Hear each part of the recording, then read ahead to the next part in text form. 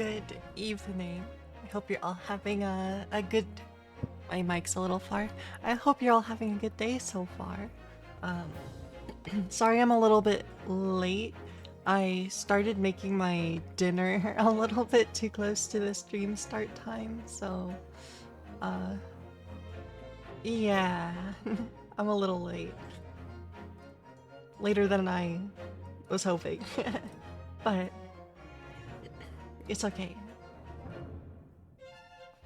Okay.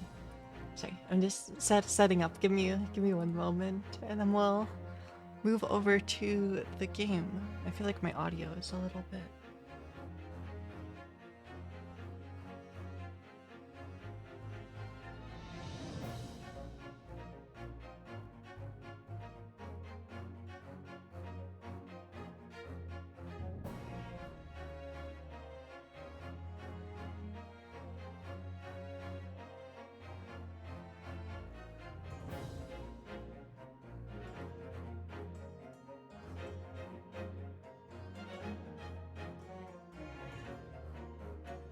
Okay, sorry. One moment.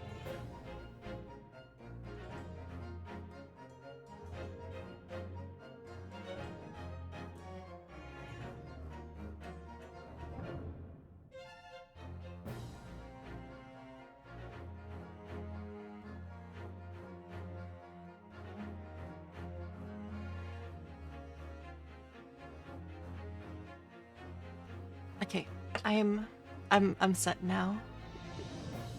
Hi, Dreyak.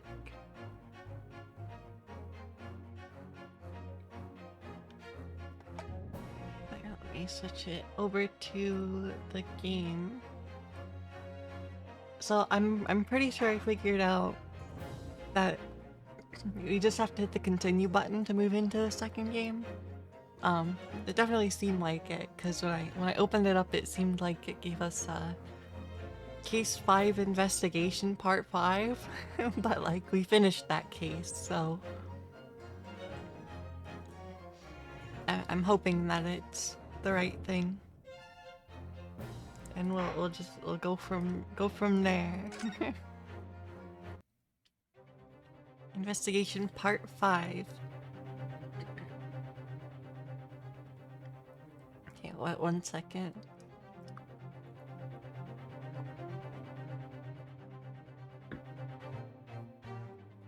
Okay, we're starting off with Susato.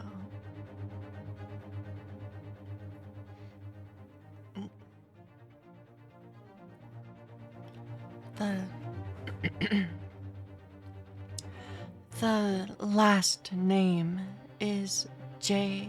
Wilson. What? Wilson? John H. Wilson? You mean Daddy? Sorry. I'm not ready for VA. It's fine. It only says J. Wilson, so I'm afraid I can't be sure. Then, after the 4 names, it reads, if I translate from Japanese, that is all 4.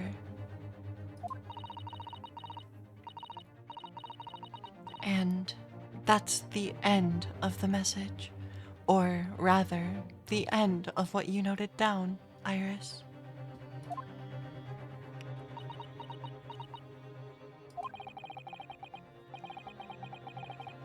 I just can't believe it.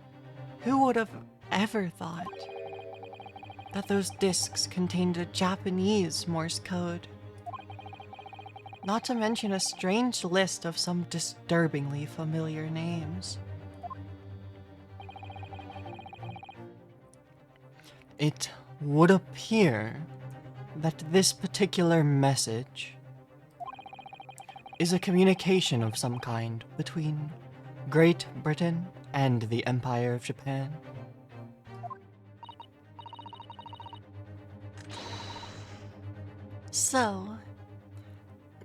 So, Daddy could be in Japan then? where Susie and Runo come from. Oh, well...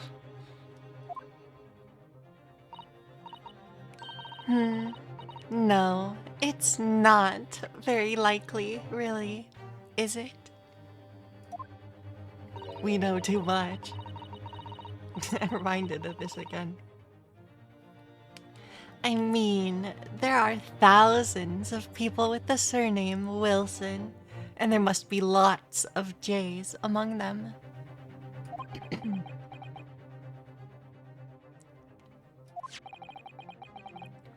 Professor John H. Wilson, visiting professor of medicine at the Imperial Yume University. But we can't tell Iris about that now. We just can't.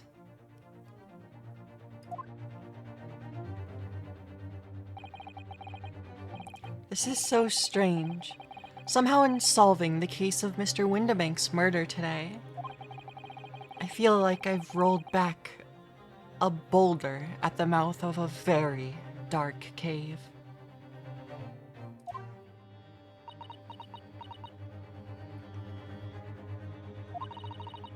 I do wonder if perhaps it's a dark cave that we shouldn't go wandering inside.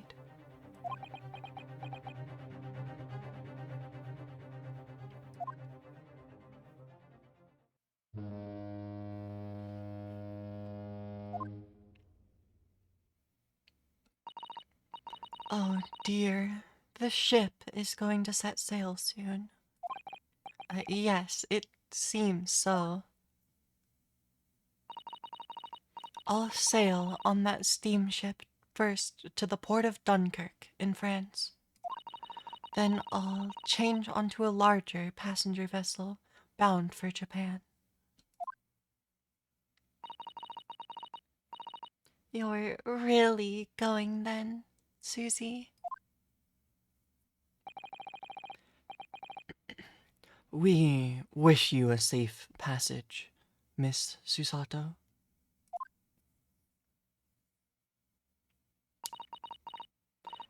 Thank you so much. I wish you all the very best. Miss Susato, I had hoped to have you always at my side, to guide me and support me. Mr. Naruhodo, please come back soon. As far as I'm concerned, you really are the very best judicial assistant in the world. I really hope this is continuing into the second game. I'm not sure. Sorry. I'm quite sure I'll be back before you know it. Really, Susie? Oh, now don't forget, Iris. I made you a promise I've yet to fulfill. A promise? About your manuscript. Ah. Oh yes, the Hound of the Baskervilles.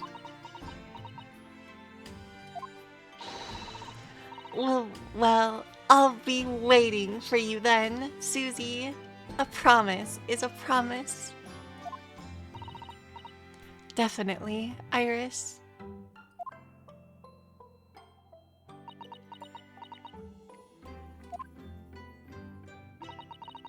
Mr. Naruhodo. Yes. Do you remember the first time we met? Yes, of course. On the SS Buryo, when I was dragged out from that wardrobe still half asleep. If I remember rightly, you threw me halfway across the cabin with a Susato takedown. You know very well what I'm talking about. After that. It's strange, being thrown together as we were. In that case, I somehow felt straight away. that you were the perfect person to continue Kazuma-sama's great legacy. Miss Susato. And my instincts were right. I really want to believe, no, I'm sure that I'll be back soon. Farewell until then.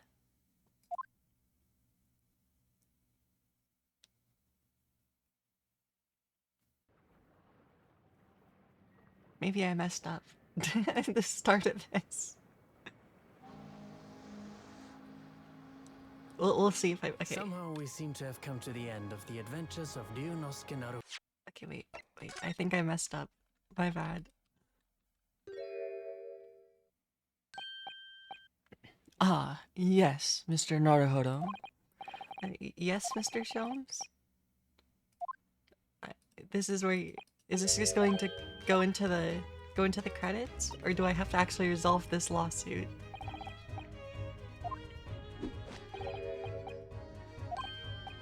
It's all Ryunosuke's fault. I remember that much.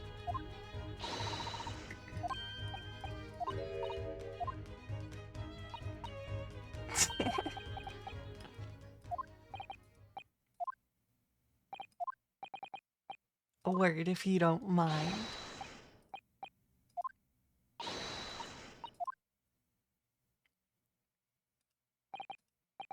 Then I really must say. Objection!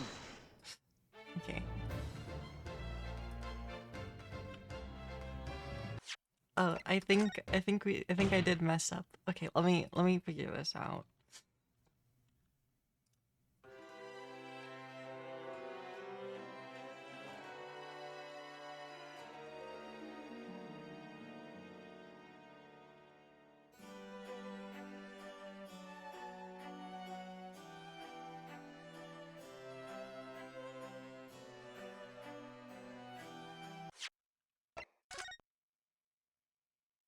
Because this will just send us back to the...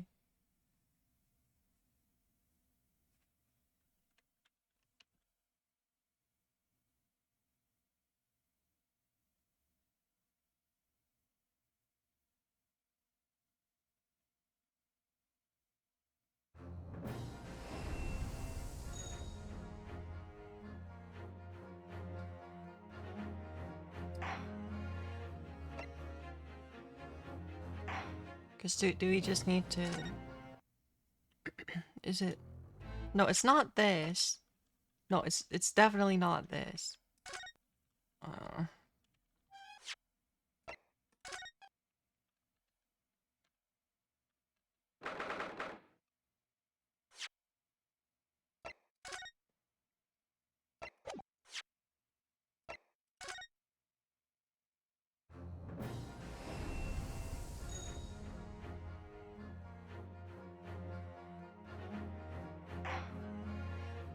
Okay, I think we have to do it from here.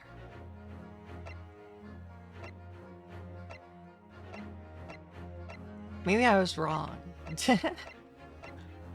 No, but I don't have any of the achievements for game 2. Wait, what?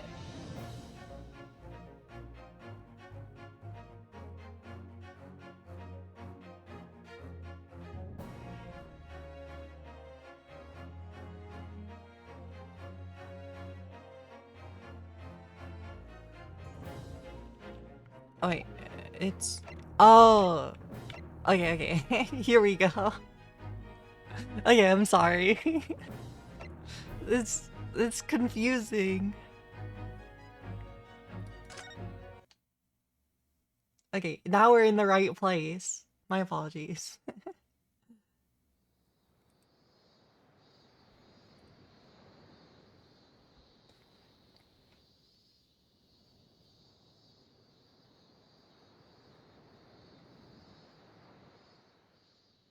Standing here in the bright sunshine, looking out over the vast ocean.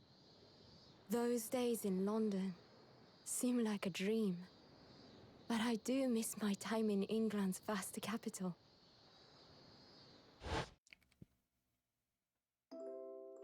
You know, he's flourished into a truly wonderful lawyer.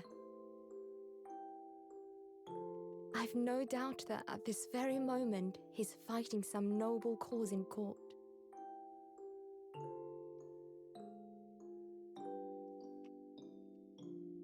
Forgive me for taking so long to come to visit you. My life has been such a whirlwind since I returned. And no one could have predicted what has happened. Just 2 months after arriving home. I find myself faced with a rather awful crime.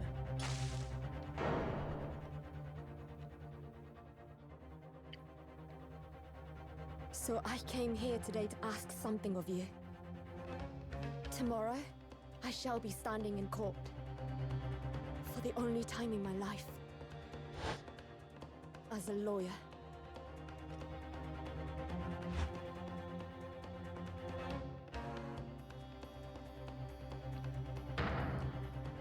So please, I ask for your guidance. Kazuma-sama.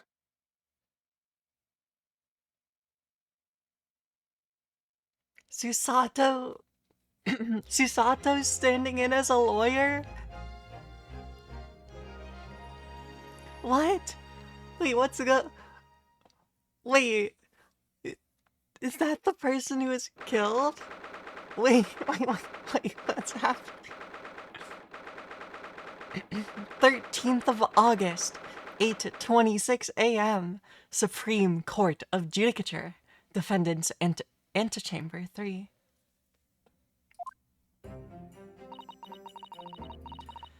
Here I am again, after 9 months. The Supreme Court of Judicature of Japan. I feel so nervous, but I must steel my nerves and find a way to compose myself.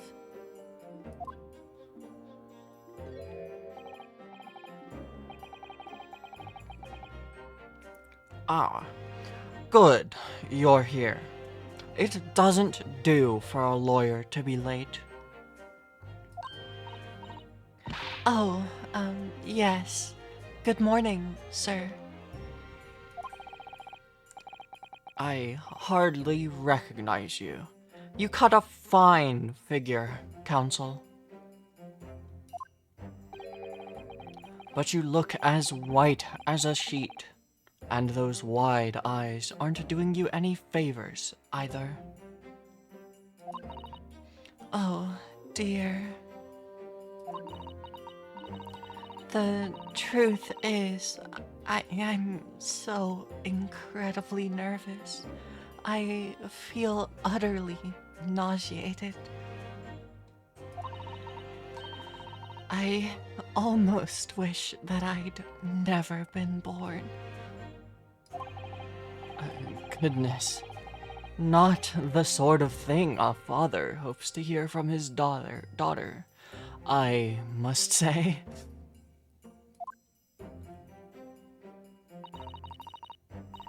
Eugene Mikotaba, Professor of Medicine at the Imperial Yume University. A man who earlier in his life traveled to Great Britain to study the latest advances in forensic medical science. And, of course, my brilliant father.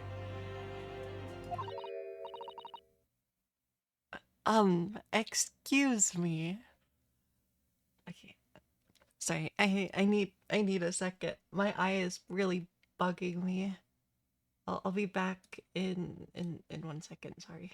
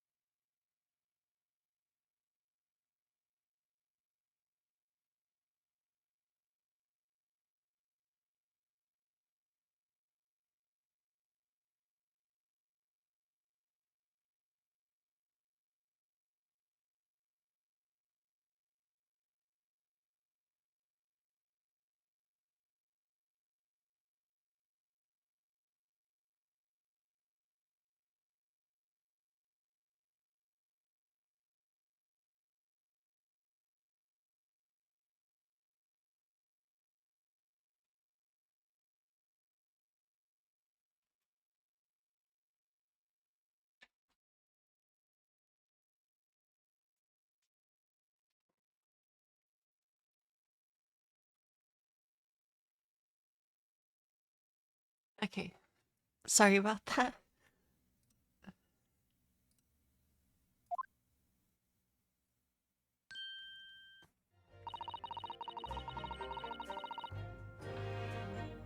Would I be correct in thinking that you're to be my lawyer in court today?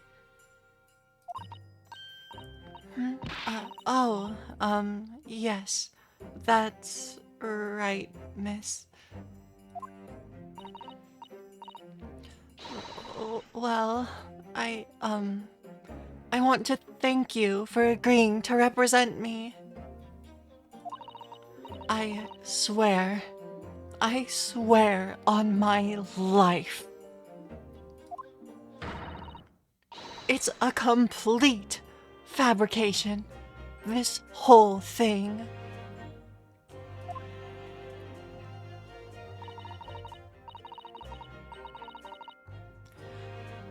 Lei Membami, born the same year as I, and my greatest friend. Though unusual for a woman in our time, she works at the University Research Laboratory, helping my father. And sadly, she's the defendant in today's trial. Accused of committing a truly awful murder.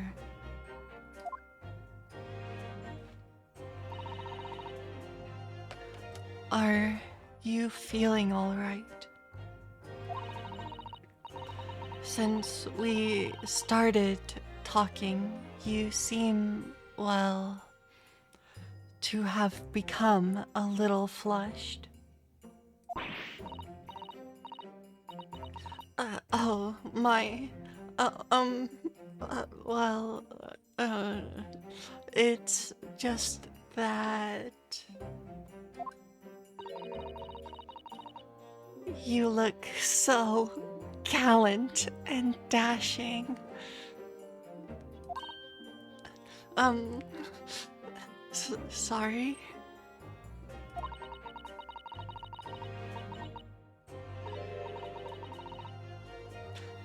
And, when I fall under your intense gaze, well, it makes me feel rather bashful.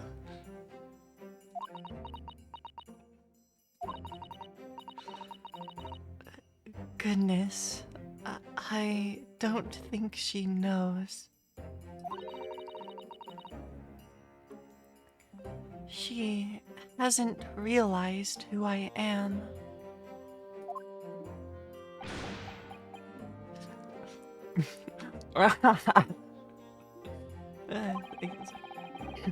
It would seem our little plan for this trial is going to work.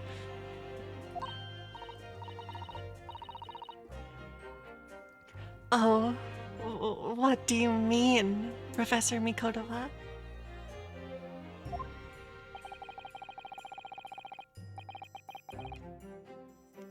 If even your best friend can't see through the disguise, I think we can relax. Disguise?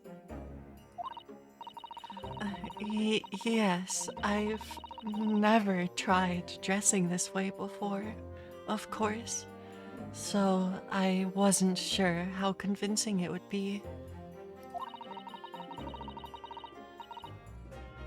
But this does make me feel a little relieved, as you say, Father.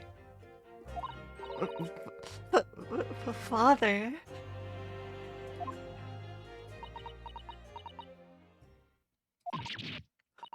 What?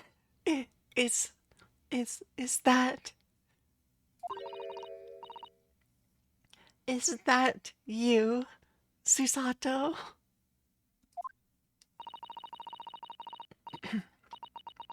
I'm sorry I didn't say something sooner. No! What are you doing? What's going on? What What? What? What? That varsity uniform, that varsity cap, that varsity cape, that varsity badge.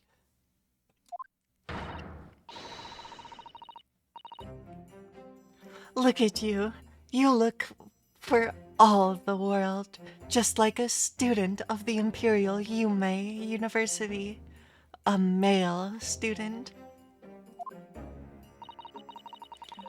I'm so glad you think so.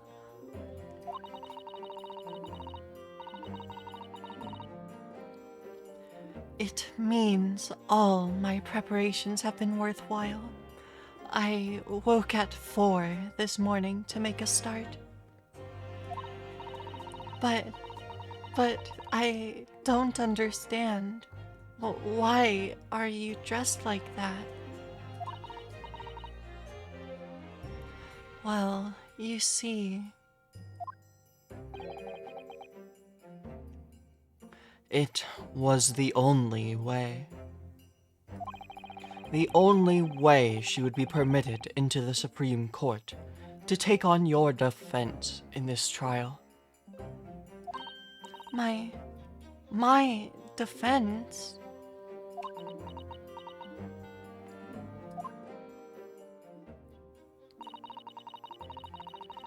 Never before in my life have I ever felt so frustrated at having been born into this body. Courts in Japan are barred to women. We're not even allowed to set foot inside the courtroom.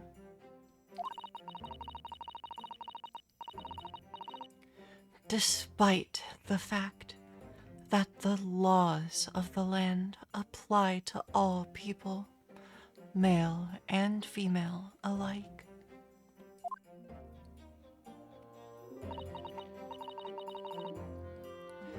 But women are forbidden.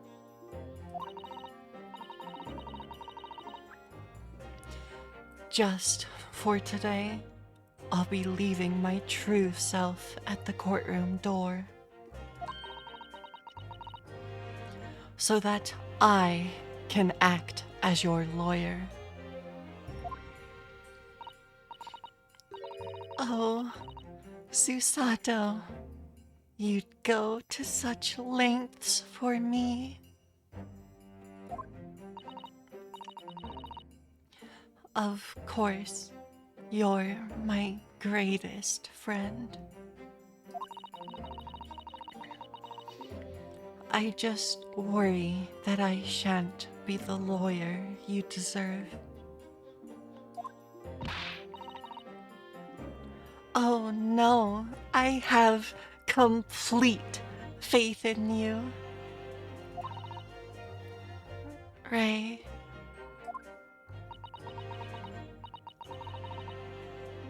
It's so strange though.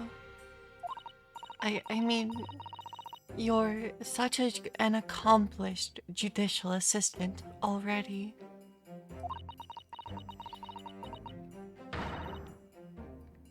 And yet, just because you're a woman. What a wretched reason.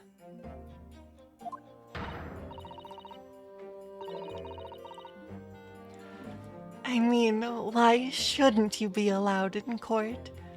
You're so gallant and dashing. Um, Ray. Please. Please don't look at me like that. With those flushed cheeks and doting eyes.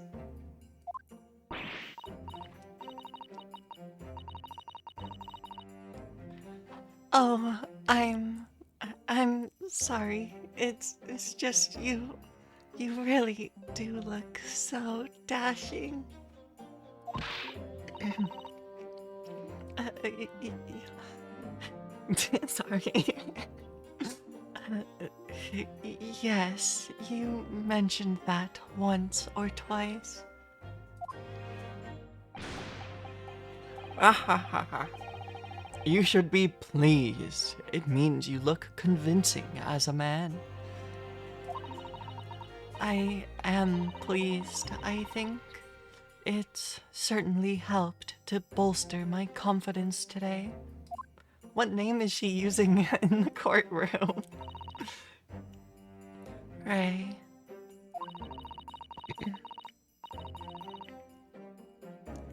You're managing to put on a brave face in all this, but I can see through it.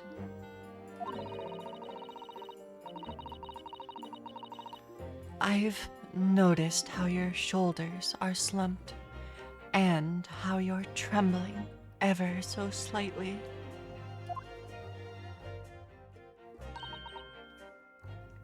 Susato,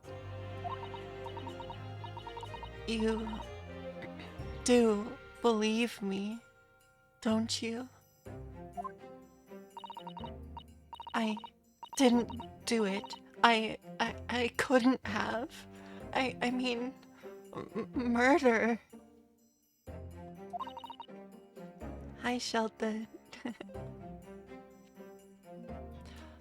Of course. You have nothing to worry about. Your conscience is perfectly clean. Isn't that right? Yes. Yes, it is. Perfectly clean.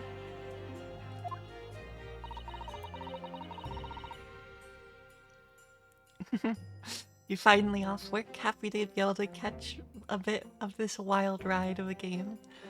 Yep. I mean, this case won't be too crazy. It's the tutorial case for the second game. I actually figured out how to start the second game. It was annoyingly a little bit tricky to figure it out, but we're here. But yeah, for this tutorial case, Susato's cross-dressing in order to defend her best friend. I have absolutely no doubt in my mind about your innocence, which is why I'll stand by your side until the bitter end in this trial. Whatever happens, I'll always be on your side. Because that's what it means to be a defense lawyer.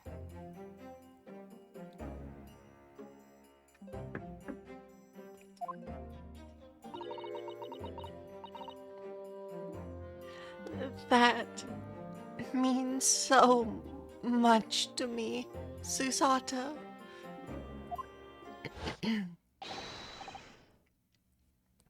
Defendant, counsel, court is about to begin. Proceed to the courtroom at once.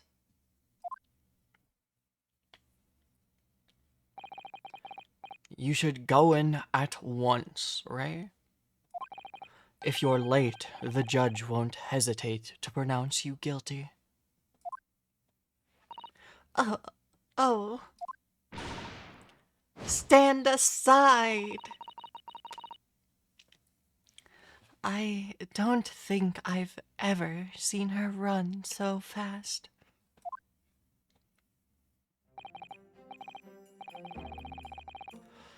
Well, Susato, you've certainly surprised your father. Going to such lengths to be admitted into the courtroom, and with no prior experience of being a lawyer. There was simply no other way. That's all there is to it. But, Father,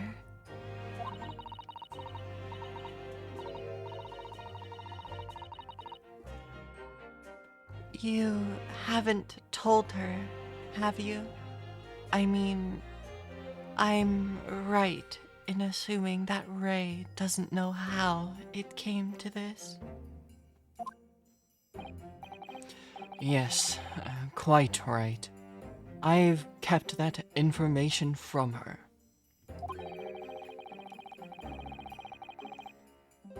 It would only worry her if she found out that no other lawyer would agree to take her case. I didn't want to burden her with that. And is it true? The reason why every other lawyer is refusing to take the case? Is it really because of who the victim was?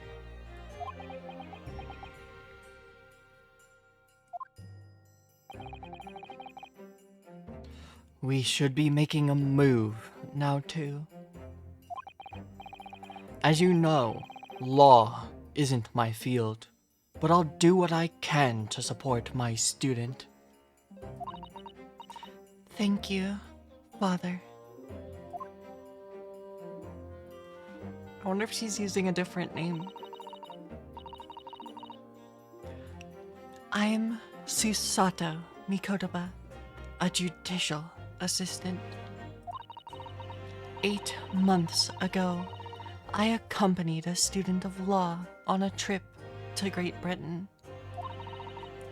But 2 months ago, due to unforeseen circumstances, I found myself back in Japan. How many times have I wished that he were here, I wonder. Still, I have no choice now but to steel myself for the trial ahead.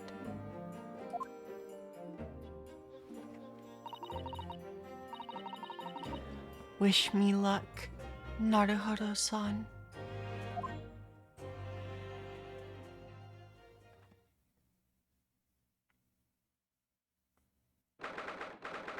The 13th of August, 9 a.m. Supreme Court of Judicature, Courtroom 1. I wonder if it will be Prosecutor. Is it Prosecutor Ouchie or is it someone else? His brother. This court is now in session to hear the trial of Ray Membami. It is Ouchie. Oh no. The prosecution is fully ready to proceed, Your Excellency.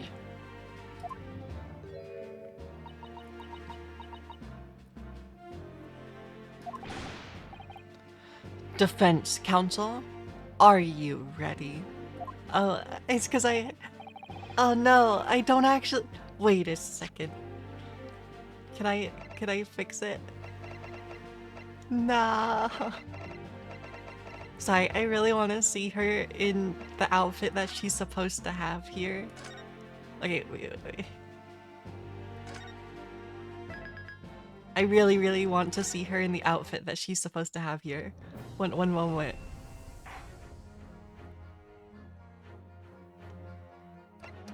So we need to unequip the other one.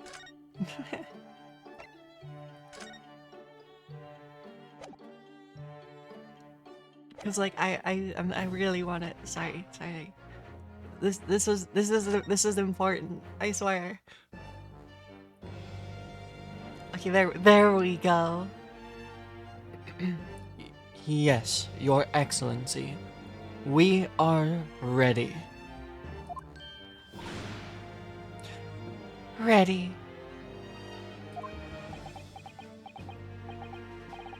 Ah, yes, Counsel. According to your registration details, your name is,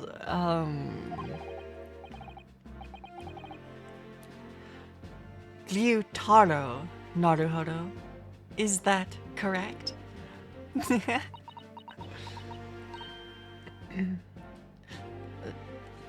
Sorry?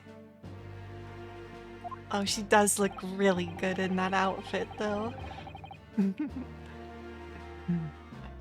Oh, yes. I had to come up with a suitable male name for you in this little venture. So, I'm afraid to say, I simply put down the first name that sprung to mind. Well, Council. Ah, yes, that's right. That's me. I, I mean, yes, I am Ryutaro, he who has vowed to uphold the pride of the great Naruhodo clan. Ah,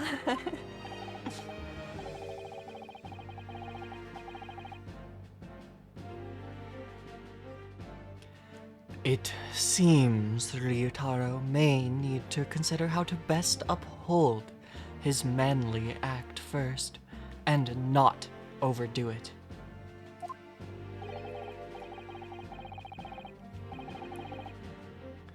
And those wild eyes aren't doing you any favors either. Just relax and listen.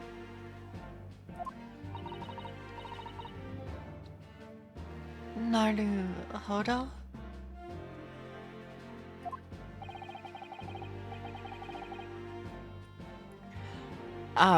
Fresh face in this courtroom, if I'm not mistaken. But the name, Naruhodo, would that perchance be?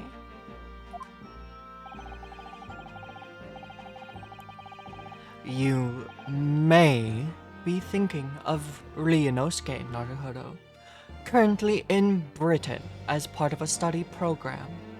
This is,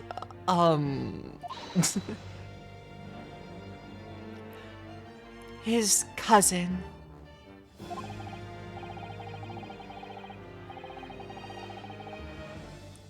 That's right. Ryutaro here has been studying in the provinces, but was called to the capital for this trial. I assure you, in matters of law, his knowledge rivals that of any of Tokyo's preeminent lawyers. Any of them.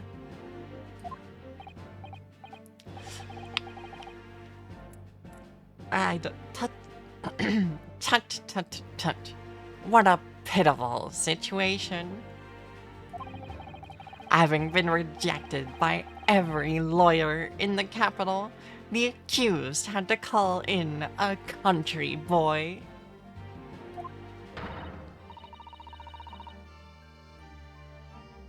No, Ray, you're gonna ruin it.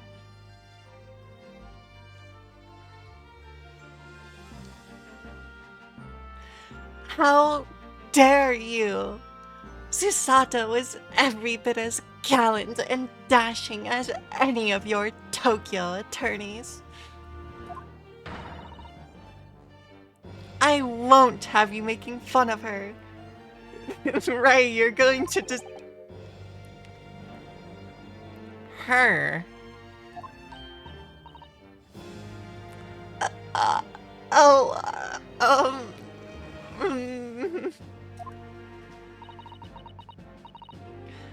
Please be careful, Ray.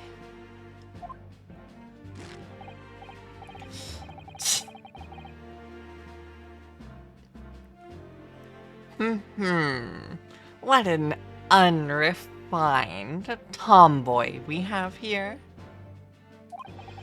But I wonder, is your gallant and dashing lawyer up to the challenge of defending you? His wide, skittish eyes very much suggest that he is not. Sorry, Ouchie's voice is too hard. I'm so nervous. Now that I'm standing in his shoes, I'm starting to understand what Naruhodo-san goes through.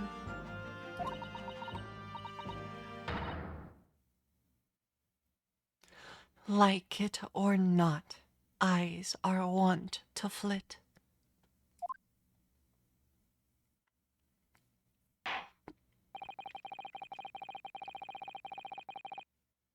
The case to be heard on this day is a matter of great significance to our national interests.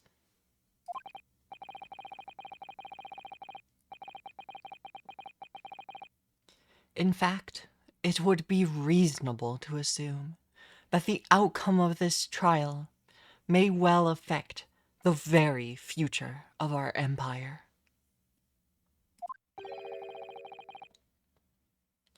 Just like the trial 9 months ago.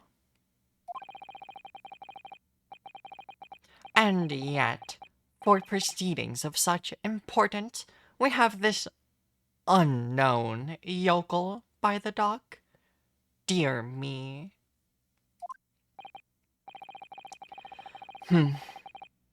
Perhaps this would be an appropriate moment for me to assess the defense. To determine whether you are sufficiently competent to practice in this courtroom. 9 months ago, when a certain other Naruhodo stood where you are standing now.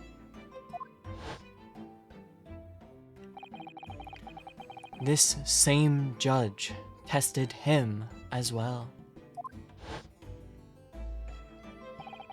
And even though he was just a student at the time, not even of law, he passed the test with flying colors. For a trained and experienced judicial assistant like you, this will be easy. So, counsel, do you consent to answering some simple questions?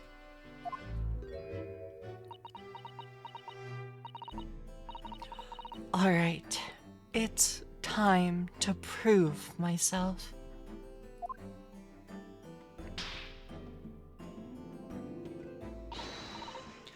Yes, Your Excellency. But please do make them simple. Very well. To start with, you will state the name of the victim. That is simple. I couldn't forget that if I tried.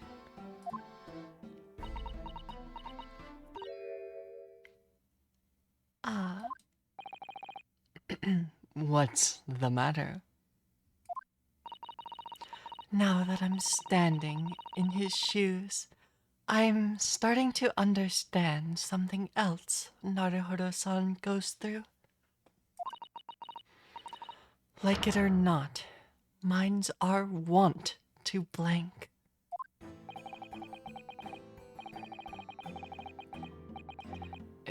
It's not surprising, really. It's your first time in this position, and in that guise. Even a bright spark like you is bound to flicker and falter, a little under the circumstances. Oh, dear. This is a dismal failure. Don't fret. You only need to use the knowledge you've gained as a judicial assistant to overcome the problem. Do we check the court record? Of course, the court record.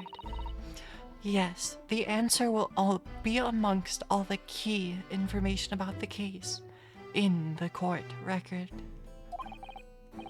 That's right. Just use E to open the court record.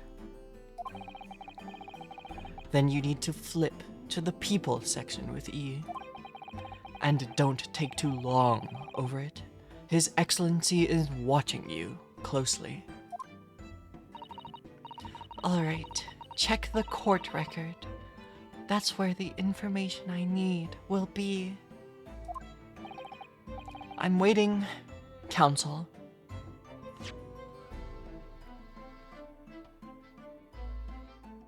People.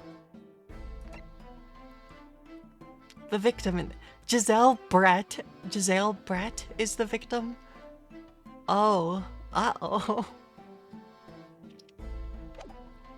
That's crazy. What is the name of the victim in this case? Giselle Brett. Why?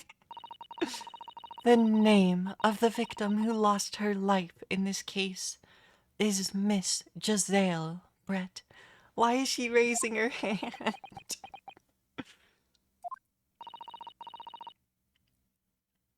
Giselle Brett. A name that will never be forgotten in the courtrooms of our country, I'm sure. This is a courtroom, not a classroom. It's okay. Ryunosuke does the same thing. So it's probably just to mirror him, which is kind of funny. Like it's pretty funny. Correct. And being a member of our empire's judiciary, you will be aware of the significance of that name. So, let me pose another simple question. As you know, Miss Brett was a visiting student from the Empire of Great Britain. Why then is her name indelibly associated with our own empire's judicial history? Obviously, you won't have forgotten that case from 9 months ago. But if it's proving hard to recall the finer points, everything you need is included in the court record. Obviously, I still remember. That was the start of everything.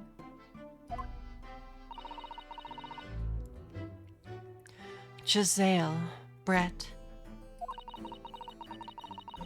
Behind the woman's student persona was the face of a killer. Yes!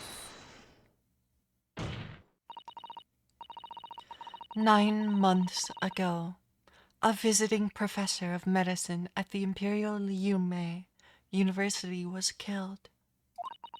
And the culprit was Giselle Brett. Yes, she was a killer.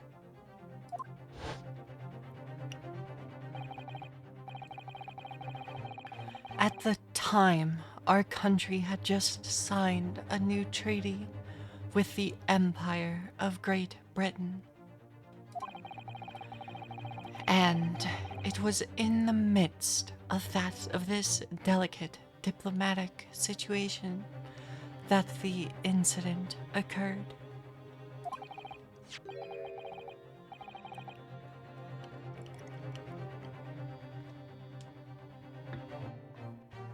An Englishman, Dr. John H. Wilson, was shot dead.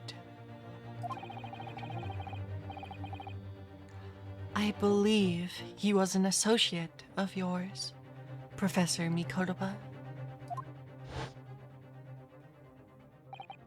Yes, I was indebted to the man. He'd been my mentor when I went to London to study forensic medicine.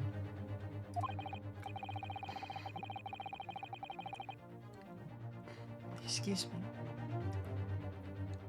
Indeed, it was I who invited him here to Japan as a visiting professor at the university.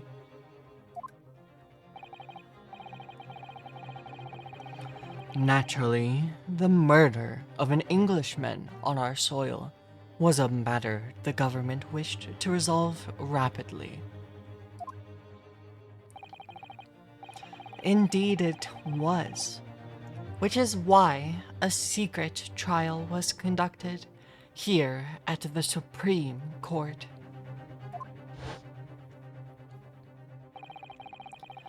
A student of the Imperial Yume University was arrested on suspicion of murder. A second-year English language student by the name of Ryunosuke Naruhodo. With the help of his best friend, a student lawyer, the accused conducted his own defense and exposed the despicable crime committed by Miss Giselle Brett.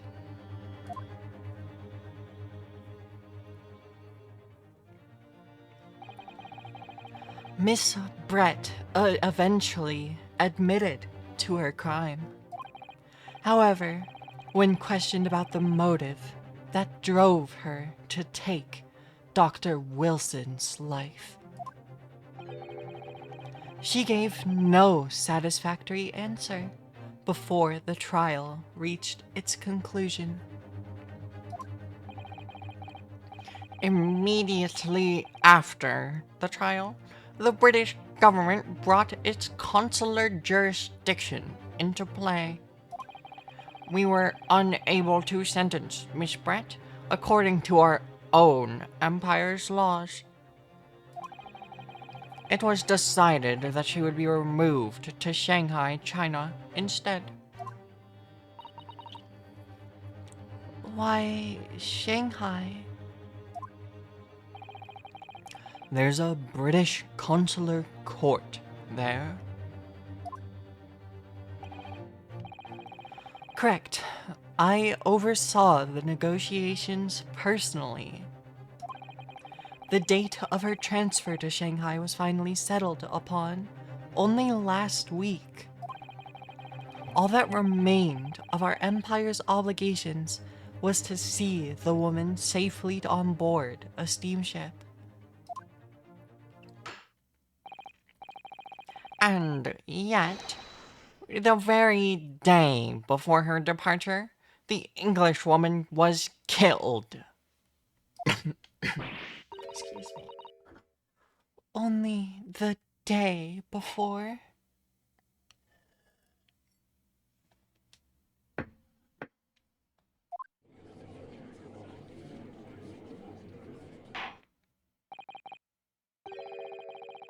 That will do. I'm satisfied that the counsel for the defense is sufficiently capable of representing the defendant. Excuse me. I feel like that's not a very thorough test. Oh. Thank you, Your Excellency. Over the first hurdle. Now, a summary of the incident, if you please. Prosecutor Ouchie.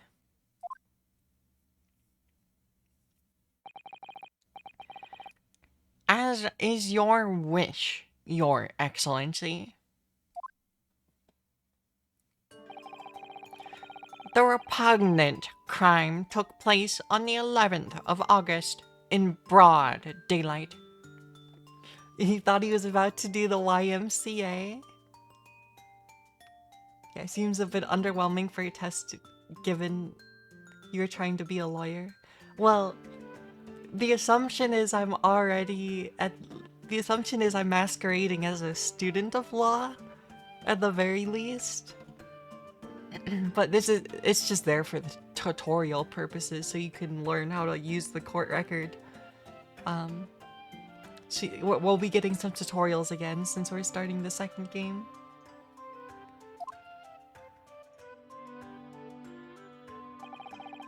On the outskirts of the imperial capital under a bright blue sky at a secluded bathing spot by the sea. The incident occurred inside a small beach hut erected for bathers to rest or change their clothes. The cause of death was a single stab wound to the posterior abdomen that pierced the victim's lung, an injury which proved fatal.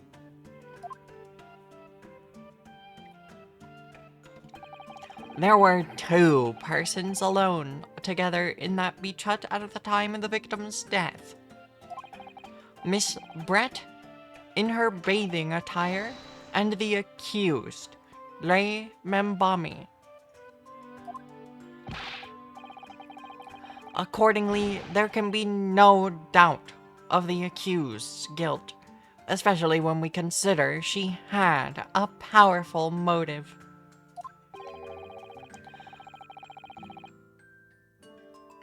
The police arrived rapidly at the scene and promptly arrested the young lady.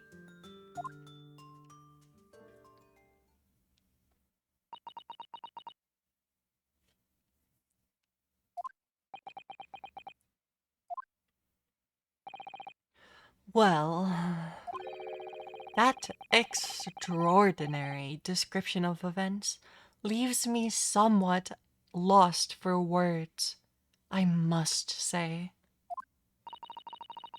That's certainly true. The prosecution's summary was full of words that raise an awful lot of questions. You like this guy's Super Saiyan looking shoulder pads?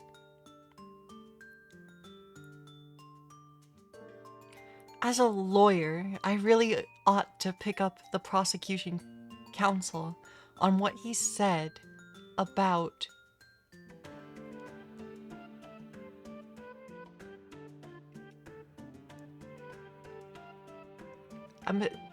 I'll get to go through all 3 of these, right?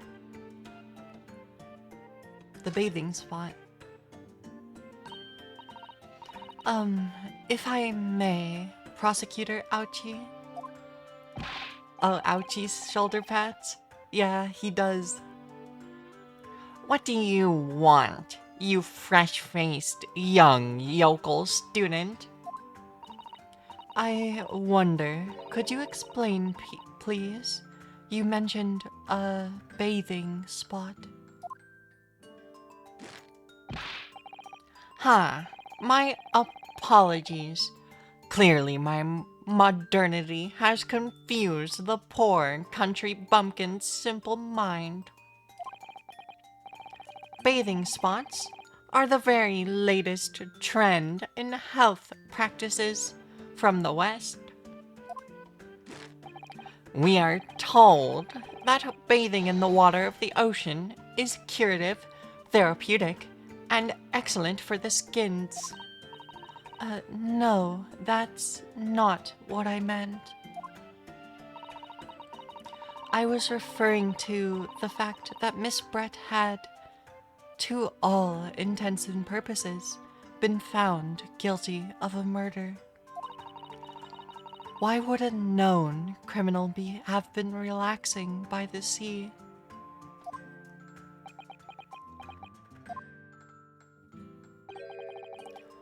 For old time's sake, I believe. Sorry. Miss Brett was to depart for Shanghai the following day. Her final wish, as it were, was to enjoy a day at our country's wonderful coast.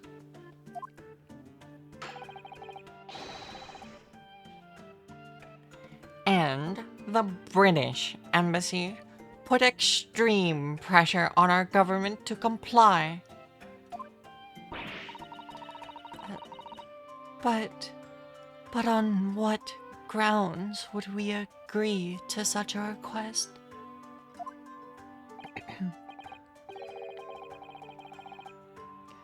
Because, as usual, our government is unable to stand up to foreign powers.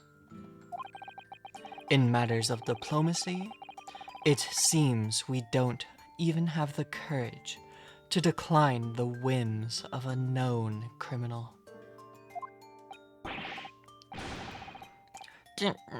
Don't look at me, Professor. It was the government who granted permission, not I. In any case, it was decided with a dedicated detective on duty, nothing could go wrong. But, in fact, a murder took place. I said, don't look at me. It was the young student girl who did it, not I. No one has proved that yet. I wouldn't provoke the man if you don't need to.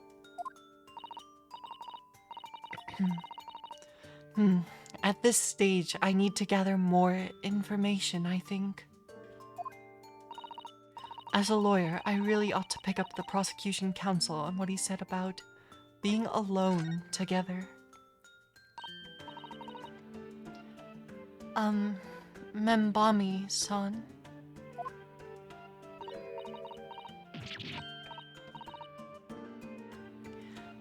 Yes, what? Excuse me. My throat.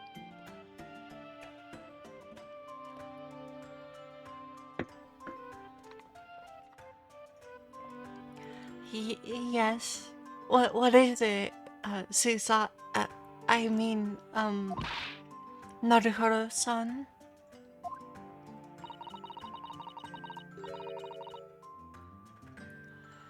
I'm really starting to wish we'd made my alias Ryutaro Susato.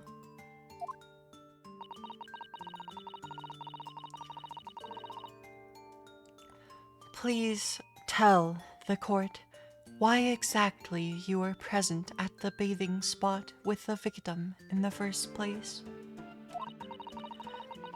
And why you were alone with her.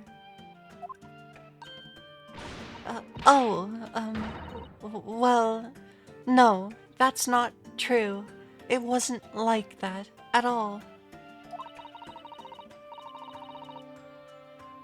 There were other people present. A detective who was guarding Miss Brett, for starters. I was just asked to accompany Miss Brett as a companion. That's all. But let us be clear. At the moment of her death, you were alone together with the victim in the hut. You and no one else.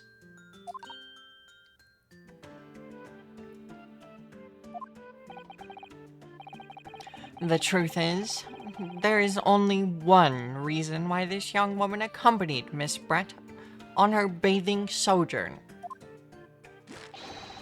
It was the accused's last chance to take the victim's life. Yeah, but wouldn't she be sentenced? There's no point. She's admitted to the crime of murder. She would be sentenced to capital punishment anyway. There'd be no reason to want to personally take her life. I don't think Ray has that close of a connection to Dr. John H. Wilson. No. Because, as we know, the following day would see Miss Brett extradited to the British authorities in Shanghai. And the accused would never have an opportunity to dispatch her again.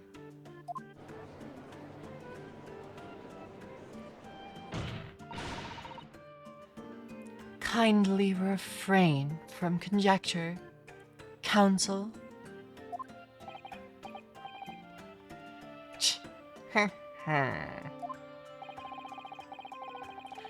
The prosecution counsel seems to be enjoying using provocative tricks like that. But for now, at least, we need to assemble more facts. Try not to let him goad you. Oh dear, this really is terrifying. But Father is right. We need more information.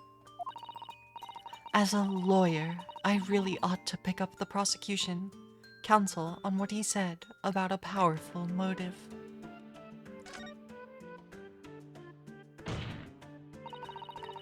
You're clearly exaggerating. Powerful motive is a blatant overstatement.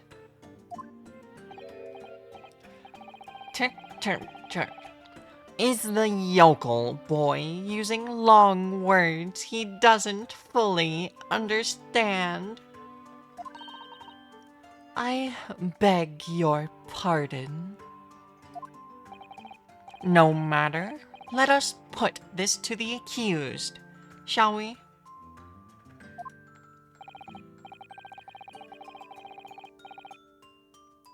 Membami-san, you are a research assistant at the Imperial Yume University, I believe.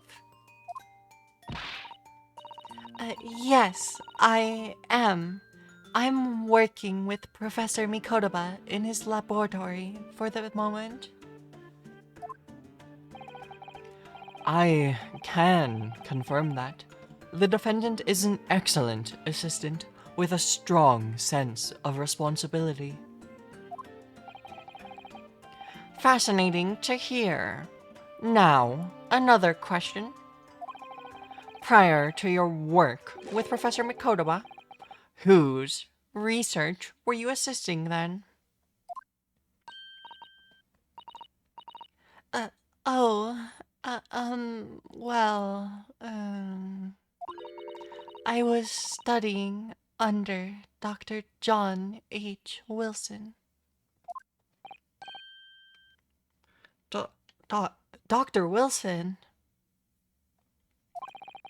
The visiting English professor who was murdered by Miss Brett 9 months ago?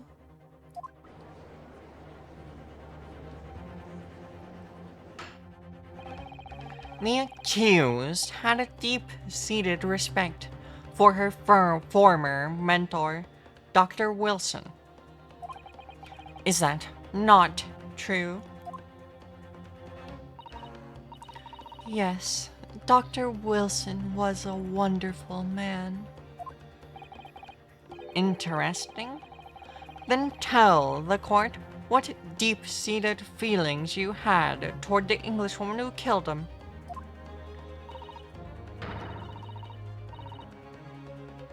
Well, obviously, I was filled with hatred for what she'd done. A powerful hatred. Oh, no.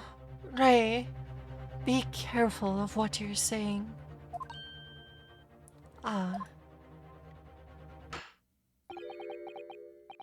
The motive was revenge. Plain and simple, Your Excellency.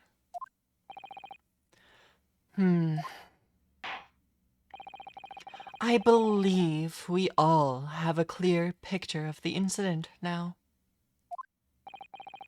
Despite her guilt being determined 9 months ago, Miss Brett managed to avoid incarceration, instead continuing her research work at the university. Obviously, over that period, she and Ray would have encountered each other on a number of occasions. seeing the murderer of the mentor for whom she had such great respect, enjoying such undeserved liberty.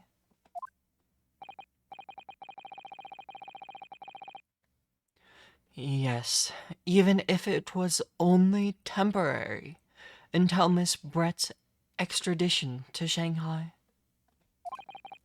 You can hardly blame Ray for her feelings of anger and resentment. Poor Ray. So, Your Excellency, if you'd be so kind as to peruse this exhibit. A photographic print that shows the scene of the crime immediately following the grim incident.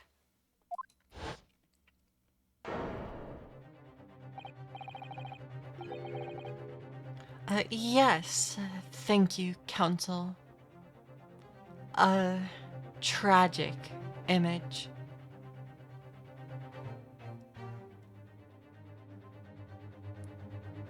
Dang it, why do I have... How do I have that memory? I just remembered something about this case I shouldn't know yet. I don't know how, but I did. I won't explain it, because that will ruin some of the fun. My glasses are really dirty. It's fine. As you can clearly see, there is nowhere within the hut that anyone else could have hidden.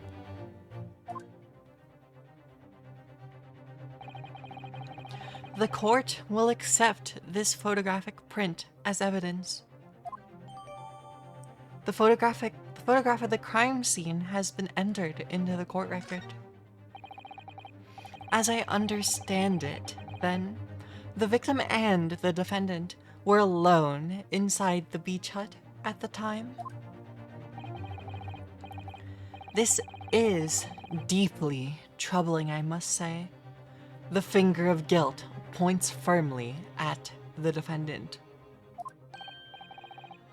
Well, Your Excellency, naturally the prosecution has much more to its case. We intend to prove the accused's appalling actions beyond all possible contention. To that end, I can confirm that we have multiple witnesses to the crime and definitive evidence. Witnesses? But who?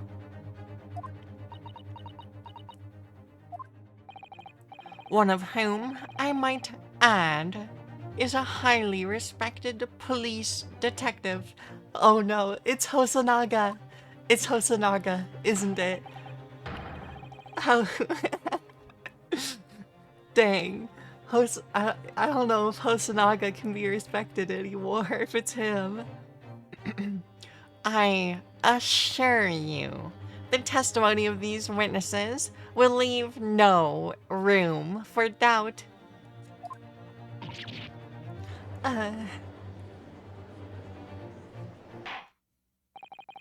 Very well then, Counsel. Bring forth your witnesses.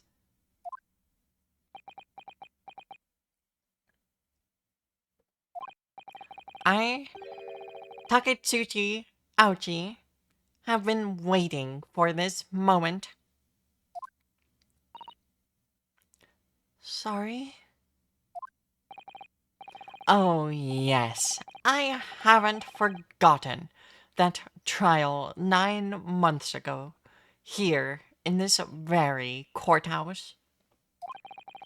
When that irreverent little student boy utterly humiliated me. Oh, I knew he was keeping his hair down. Kazuma cut his hair at the end of the trial. Ryunosuke Naruhodo? Yes? This insult to the Aochi family name will never be forgotten.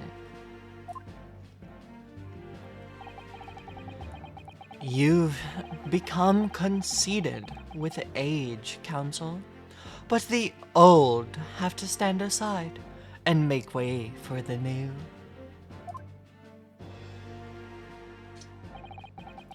It's the way of the world.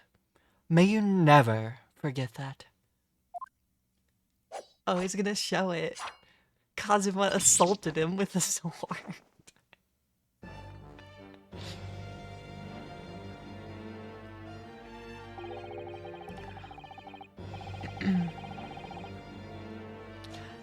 Strike the head of a samurai whose top knot has been cut, and the bell of cultural enlightenment tolls. Yes, on that fateful day, my former self died.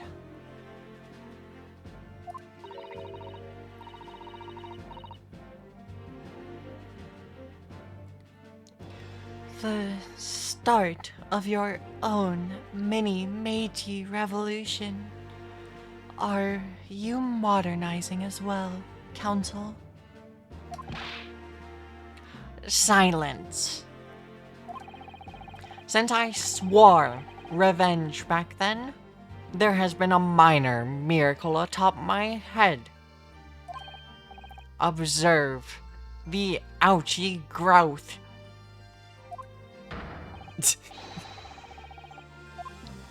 You Let me. You see the seed of hope sprouting forth from the barren expanse of my crown? I think that tiny growth is trying to tell me something.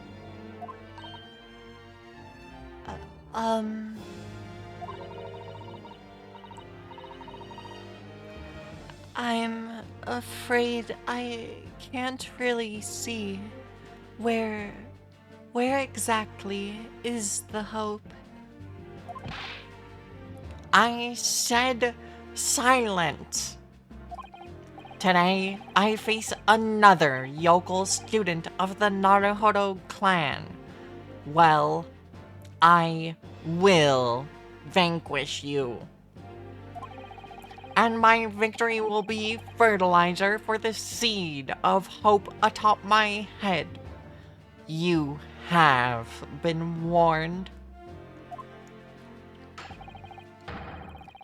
With that, the prosecution calls the witnesses to the stand. It looks like the stakes are high on both sides in this trial. The prosecution and the defense each has much to lose.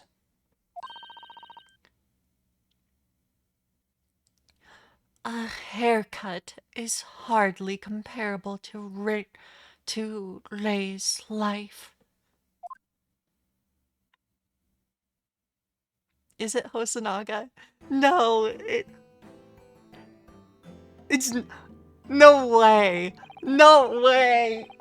The witnesses. It's Soseki Natsume and Hosonaga. Okay, I'm gonna have to go refill my water. These guys' voices are going to do a number on me. I'm sorry. I'll be back in 1 minute. Oops.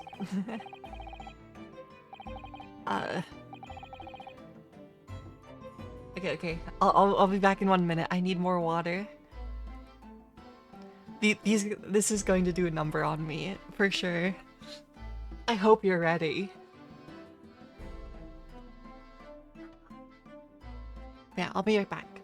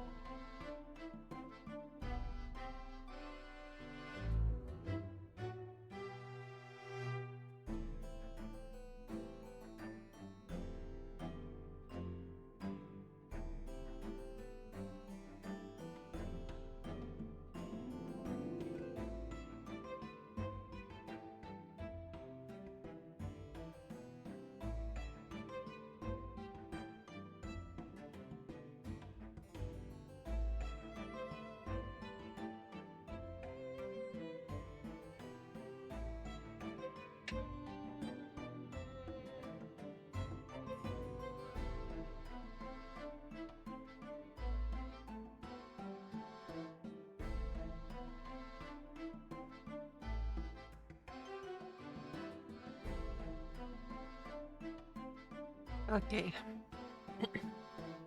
I'm still not prepared mentally for this.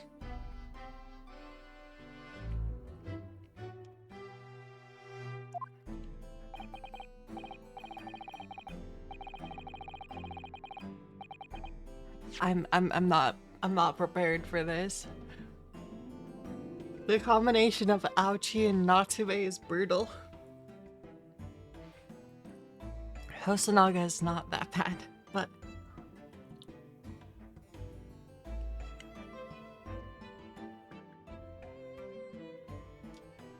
alright. I'm ready. I'm as ready as I can be for this one.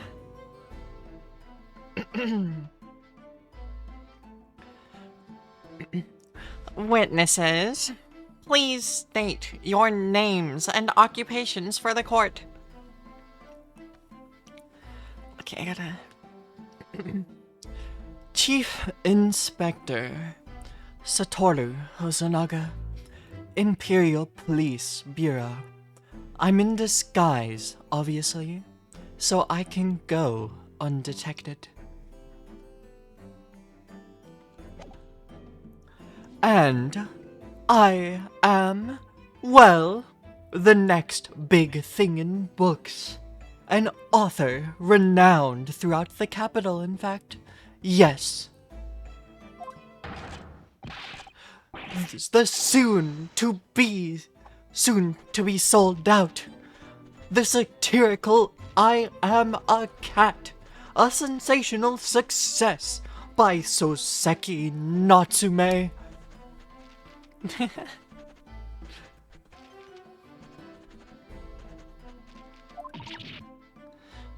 Oh my goodness. Struggling student from the provinces. Please, you needn't be in awe of me. I needn't. It's only natural that you'd feel nervous in my presence. But all of you, please relax. Call me Soseki, even.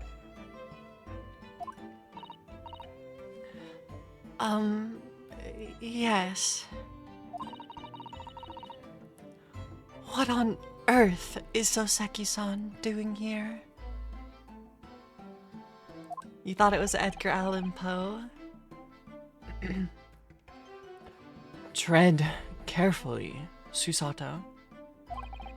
That author fellow knows you from your time in London, doesn't he?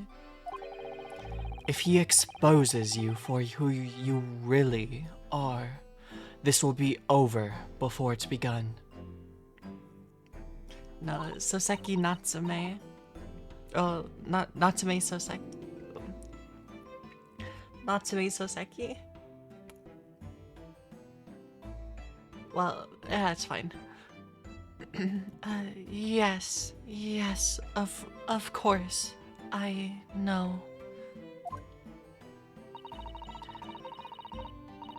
I presume Soseki-san won't have forgotten about me, and I could certainly never forget about him.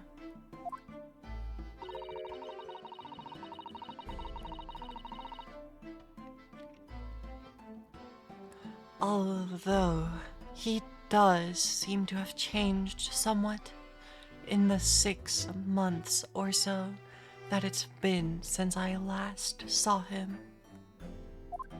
He seems a lot more confident.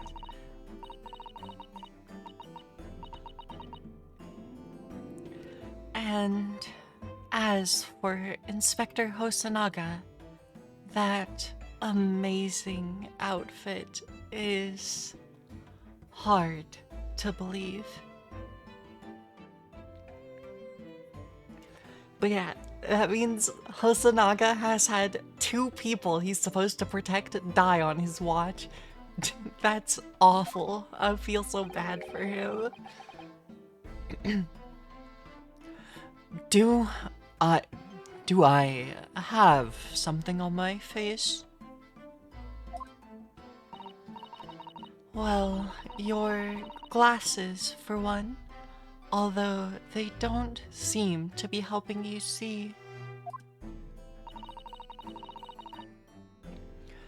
Thank goodness he hasn't recognized me either.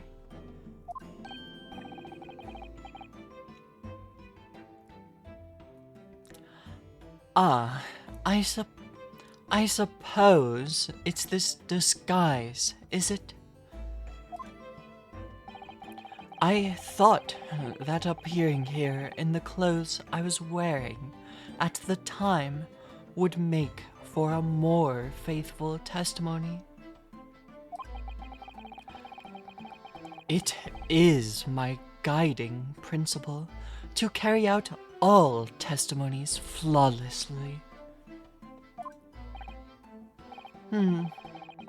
Well, I can appreciate why an Imperial Police Bureau detective might have been present. But what business did a writer such as yourself have being at the scene, Soseki-san? Ah, well, you see, I had been asked that day to give a lecture. On the morning of the incident, in the Imperial Yume University's Grand Lecture Hall, no less. At Yume University? After the lecture, I had a very pleasant conversation with a researcher from the medical science department. The professor over there, in fact. With my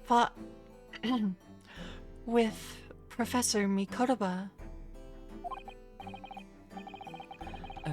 Yes, that's right.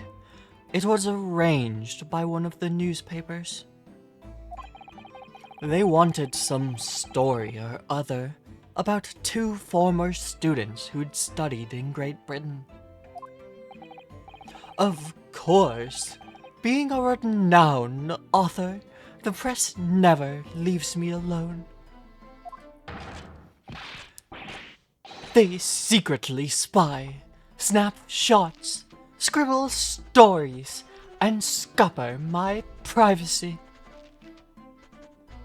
You'd probably pronounce it privacy. My privacy.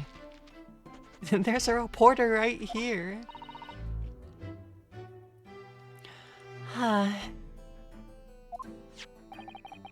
As you can see, the conversation was written up in this newspaper here. Read it at your leisure, my provincial struggling student friend. I have plenty of copies. Thank you very much. He practically threw that paper at me.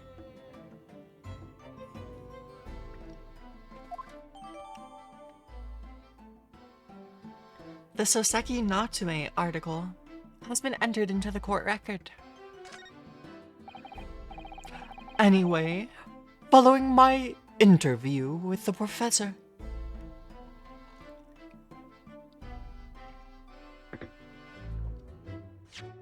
Sorry, I gotta look through the stuff that we got here really quick.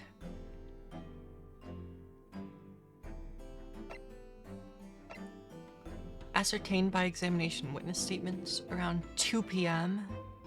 Single stab wound from the back, piercing a lung. Death in minutes. Notes: extreme meiosis pupil constriction was observed in the victim. In both eyes.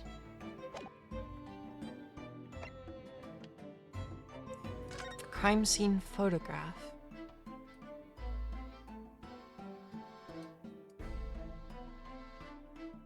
I don't know what extreme meiosis means, but that might be something important that comes up. Let's see. She was drinking wine, because of course she was. Wait, she has like 3 different masks. Yeah, I assume that's her luggage. There's her see-through purse. The classic.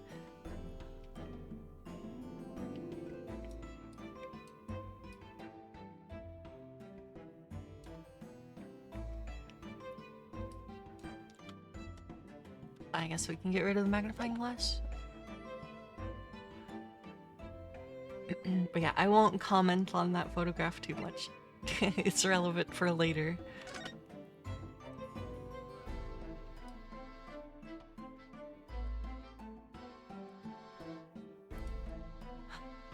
A cat!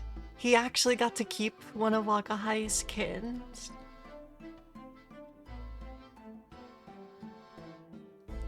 What's up with this crack? Wait. There's a crack here on the photograph.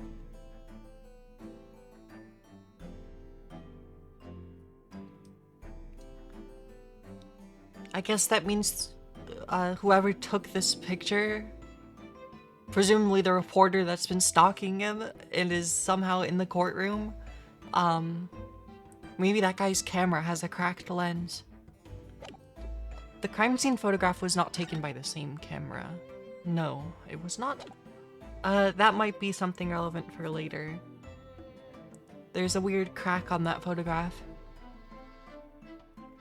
It looks like I can't get any more information for now. Anyway, following my interview with the professor, the lady in question appeared and made a very unexpected announcement. I should like to go with everyone to see your country's coast. Those were her words. As I explained before, Miss Brett was never taken into custody. She continued to work in my laboratory under strict surveillance, of course.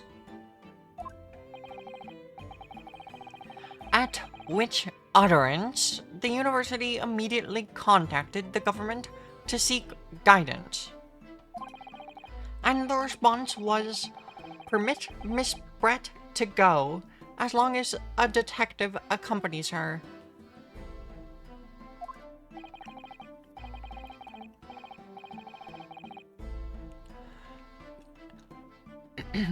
That detective I am at liberty to divulge was me, Chief Inspector Satoru Hosonaga.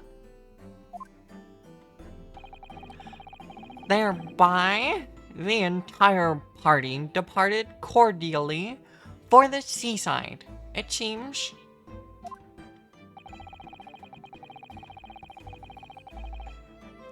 It was extremely challenging to clear all of the other members of the public from the vicinity of the beach. But fortunately, I am at peak physical fitness at the moment, so He just coughed up blood. I was able to carry out my duty flawlessly.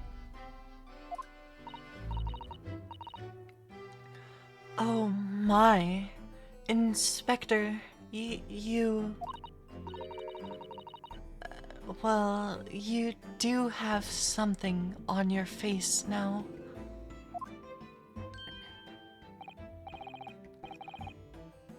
Ah, how unsightly. I do apologize. That does... sorry. Does that mean you went to the beach too, Father? No. Fortunately, I had work to finish off. But unfortunately, of course, it meant that my assistant, Ray, was invited to take my place.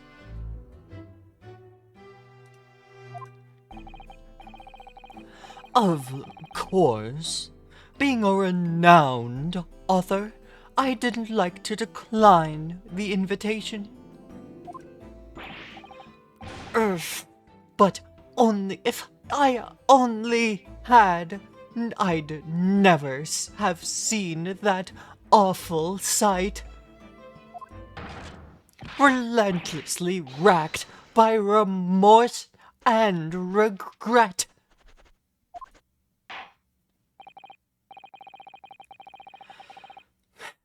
Very well. I must now ask you to present your formal testimony to the court. You will give an account of all that you witnessed on your impromptu excursion to the coast.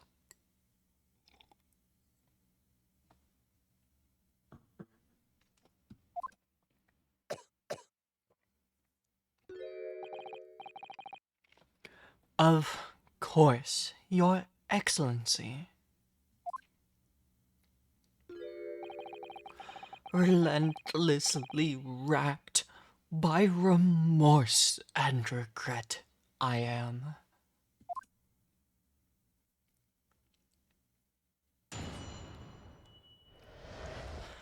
Here we go. On the day of the incident, I was ordered on a special surveillance assignment in this disguise. I'd just managed to catch that crab when I suddenly heard a caterwaul from behind me. Excuse me. I ran into the beach hut at once, where I found the pair in question. Yes, that young girl was astride the Englishwoman, dagger in hand, as she stabbed wildly.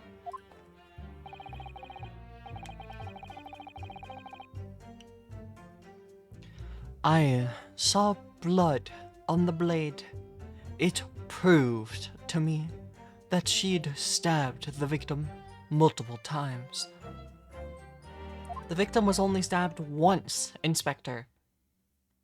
The autopsy report says as much. Indeed, it does appear from this testimony that both witnesses here at present saw it the very moment of this heinous crime. What? Now, if you will recall, I promised evidence as well. What phrase did I use again? Ah, that was it. Decisive evidence. What have you there, Counsel? A so-called fountain pen, is it? Correct, Your Excellency. I found it at the scene whilst examining the body. It appears that in her dying moments, with her final ounce of strength, the victim clutched a piece of evidence that would positively identify her killer. What? Your Excellency, if you would cast your eyes over the photographic print of the crime scene once more.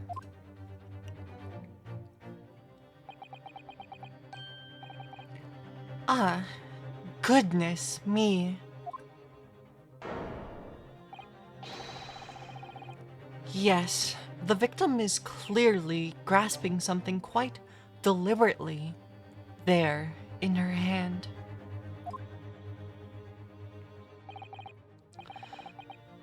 That's right, the fountain pen. And if you would kindly examine the pen, Your Excellency. Ah, the owner's initials have been engraved into the ebonite barrel.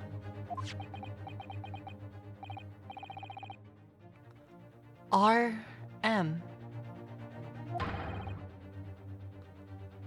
The initials of the defendant.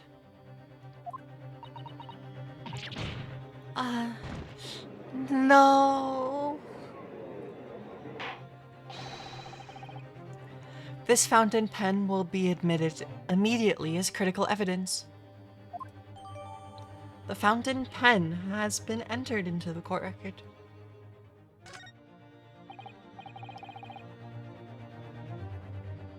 So, have I omitted anything?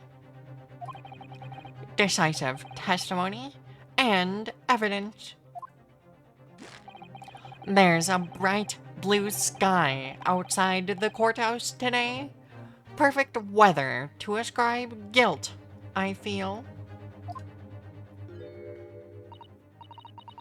I don't understand. The prosecutor Ouchie of 9 months ago had none of this man's poise. Counsel for the defense, you may begin your cross-examination now.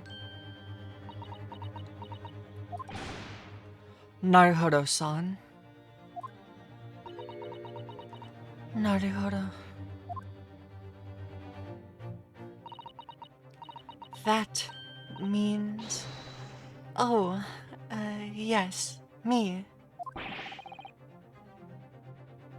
Is there another Naruhodo in my courtroom? Actually, there isn't even a single Naruhodo in your courtroom.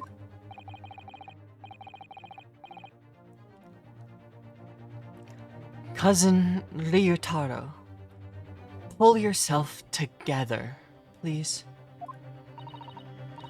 Alright, I've seen this countless times as a judicial assistant.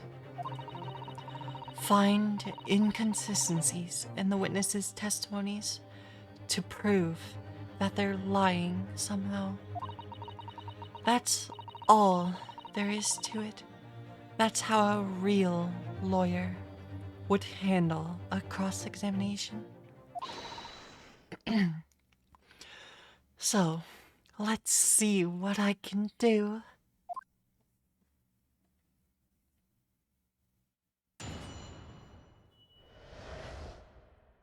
The witnessed scene.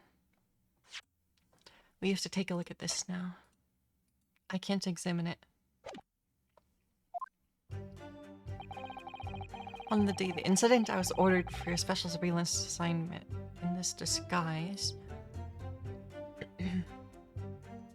I'm just gonna skip to the thing I noticed.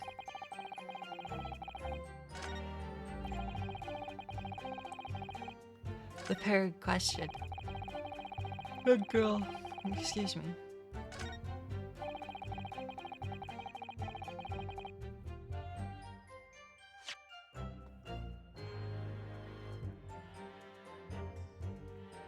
Objection!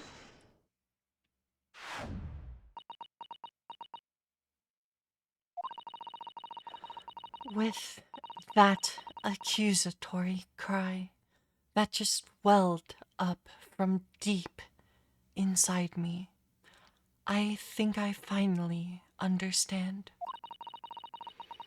Every time Kazuma-sama and Naruhodo-san have stood here at this bench, the stakes have been very, very high indeed.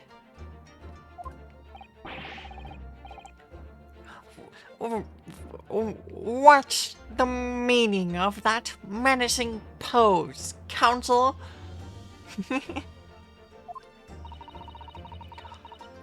I'd like the witness to clarify something for me.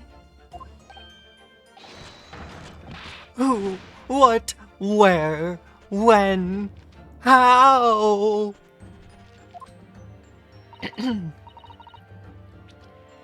Not you, Soseki-san.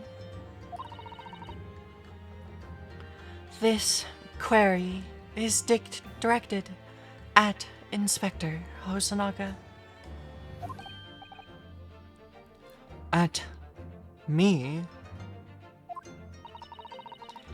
In your statement just now, you said that the victim was stabbed multiple times. Yes, that's right. As I said when I entered the hut, the defendant was already standing over the victim, bloody knife in hand, like a murderous demon. And yet, that cannot be. What? Get to the point, please, Counsel.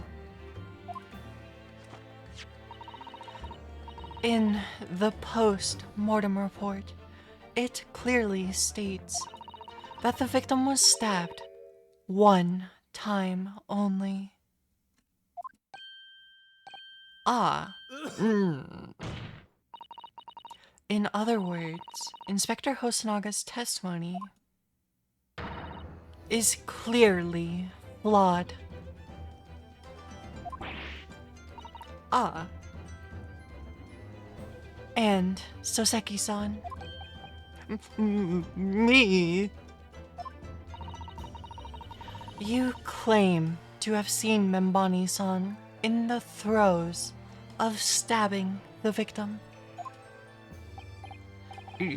Yes, I did. Wildly. But both you and the inspector confirmed the same point. That there was already blood on the knife that you saw the defendant holding. Yes, and?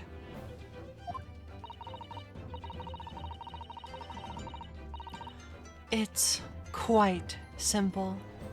We know the murder weapon was used to stab the victim only once. Therefore, there is no way there could have been blood on the blade if that single stabbing hadn't already occurred. True. Then what exactly is your contention, Counsel? Are you ever going to tell us? It means neither of these witnesses actually saw the defendant stab the victim. Yes, Your Excellency. There's only one logical conclusion. What Soseki-san in fact saw was not the moment that the defendant stabbed the victim at all, but the moment that the defendant in fact withdrew the blade from the victim's body. That can't be. Sorry. Soseki's voice is rough.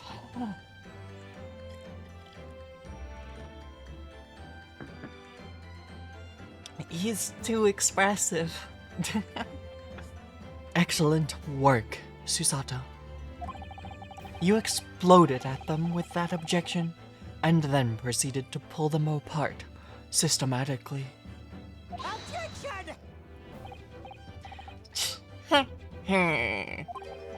Well, this takes me back. Yes, I seem to remember your cousin staged a scene much like this, that trial 2 months ago.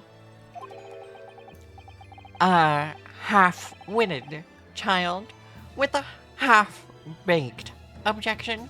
Attempting to steal the show. You're right. There were certain similarities. Except that so-called half-witted child managed to outwit the prosecution, who has only half a head of hair. Slander. My head is quite adequately dressed. Oh, thanks, Kodama. That's so... They're really going after him. In any case, all this talk of stabbing and withdrawing in multiple wounds, it makes not a jot of difference. What? Why not? Engage your brain, young man. When the accused first plunged the deadly weapon into the victim, that was the fatal blow. And it was that moment, just as she had withdrawn the blade, ready for her next strike, that the witnesses saw. The knife was already tainted with blood, because the accused had already stabbed the victim.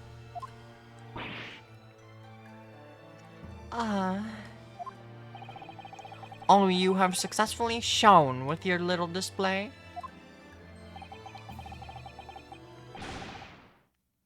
is that the mustached author is prone to moments of extravagance.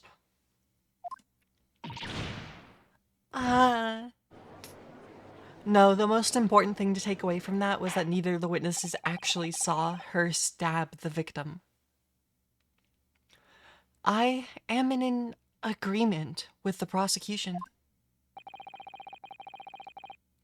If the defendant was seen wielding the blade at all, that is sufficient grounds for her actions to be viewed with suspicion. But if she was withdrawing the blade, then we are back where we started. Sorry?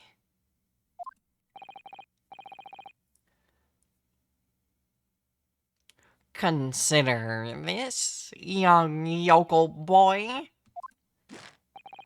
If the student girl is innocent as you claim, then why would she have pulled the blade from the victim?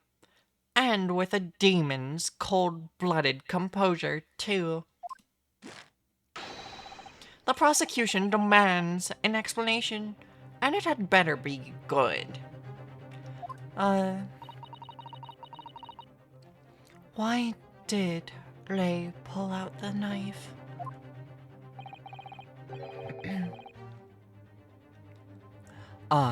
Yes.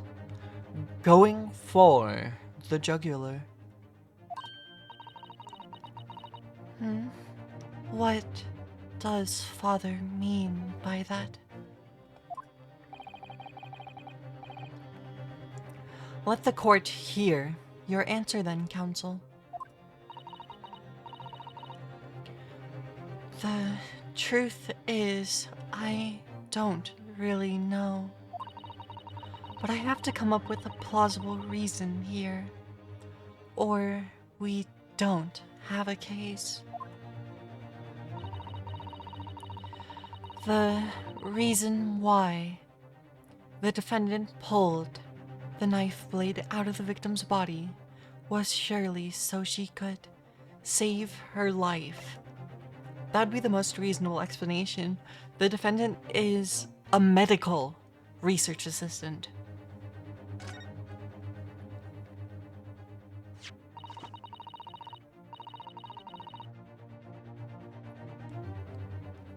But in this particular case, removing the knife without being ready to properly treat it quickly, would have probably made it worse. Maybe?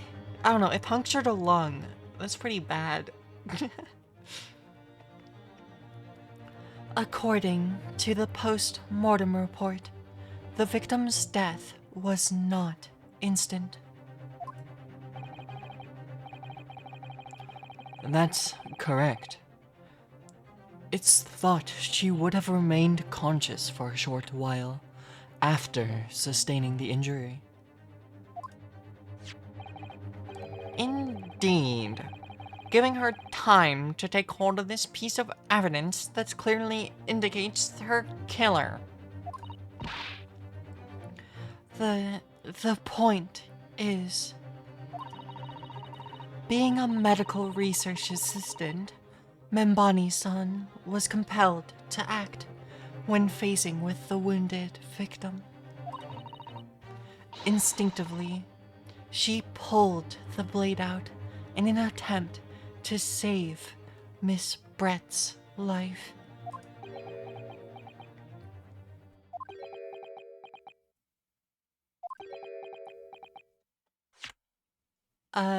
The only way we can back that up is with this photograph.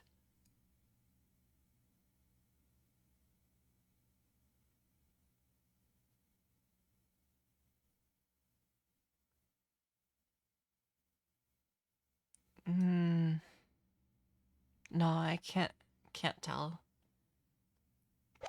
Anything useful from that?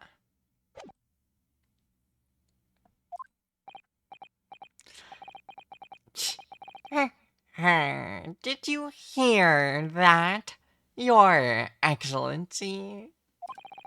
It would seem this is the best we can expect of this young yokel. Indeed.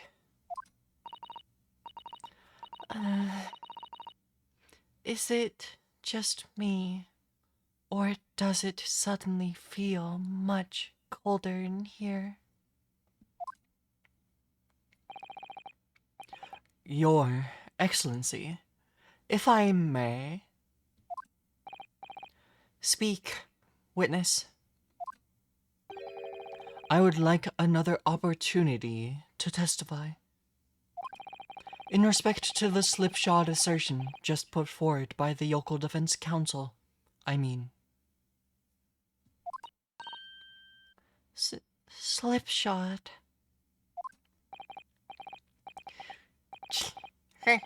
An excellent idea, Inspector. Our young yokel hopeful has a modicum of knowledge when it comes to the law, it seems. But in matters of medicine, he appears to possess not one iota of common sense.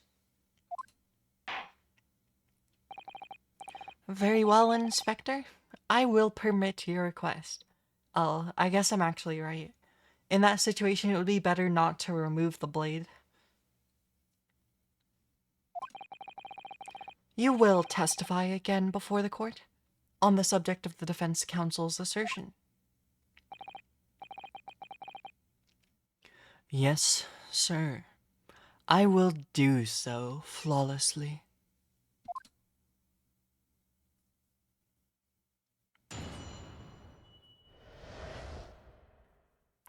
Forensic medicine primer.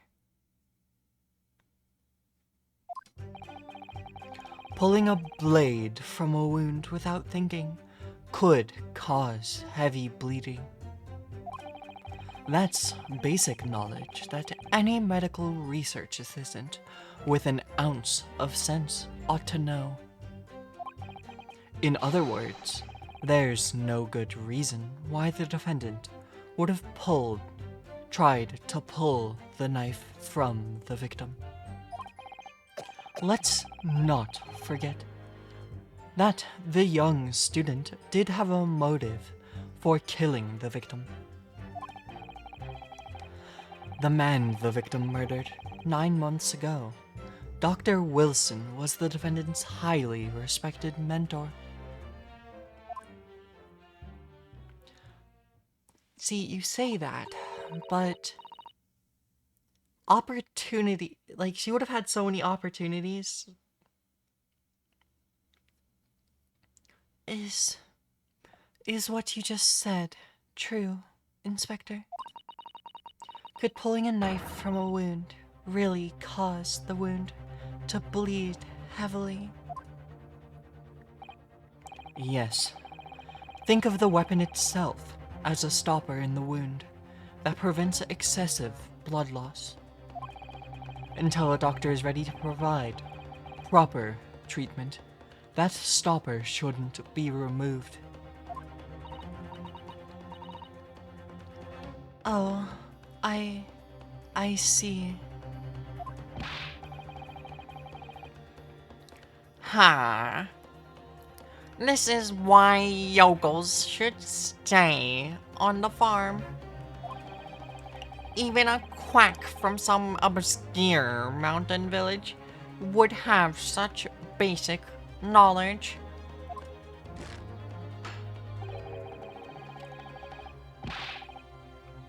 Anyone who's ever given someone a little poke with the knife and pulled it out again knows.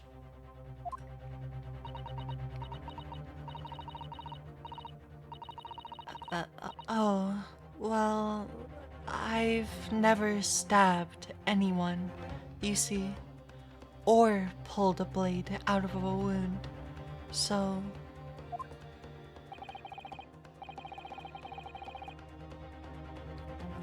Of course you haven't. I didn't bring you up to behave like a bandit. Father, is it true what they're telling me? Yes, it's basic remedial knowledge for medics. Lay would have been aware of it.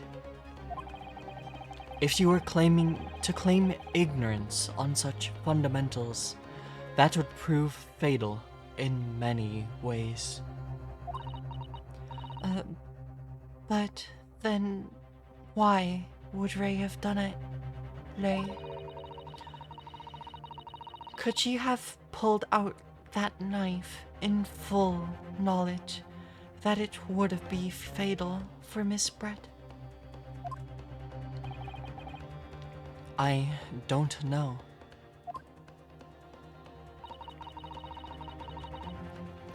Lay never once mentioned anything about the knife to me. It seems almost impossible to believe, but could my friend actually have... Susato? Yes? Pull yourself together. We mustn't lose sight of why we're here. Ah.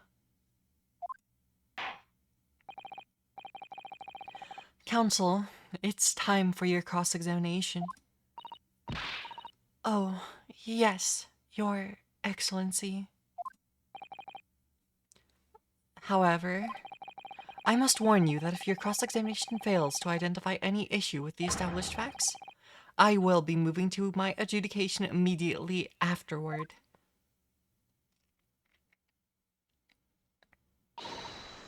I understand.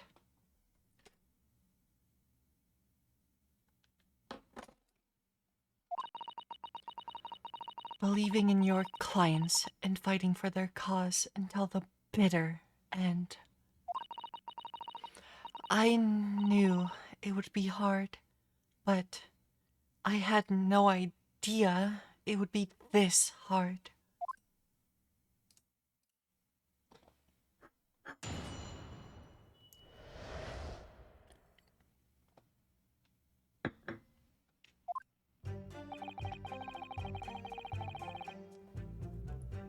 Hold it! You say doing it without thinking could be a problem.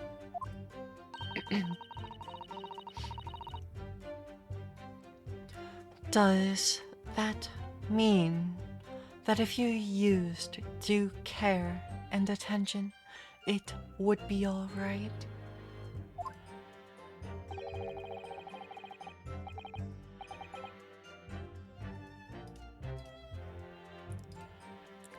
I wouldn't have thought this needed spelling out, really, but the blade is like a stopper in the wound. Remove it, and a serious hemorrhage will occur. In other words, a medic would need to be present before before any attempt was made to withdraw the blade.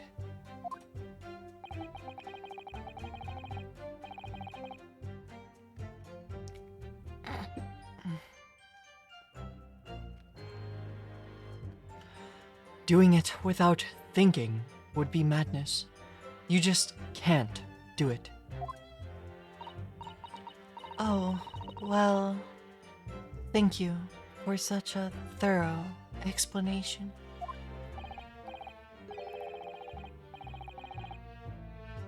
You see, Counsel, when you act without thinking, the result is a bloodbath.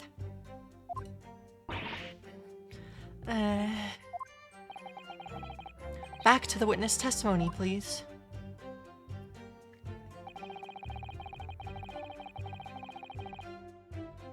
Hold it!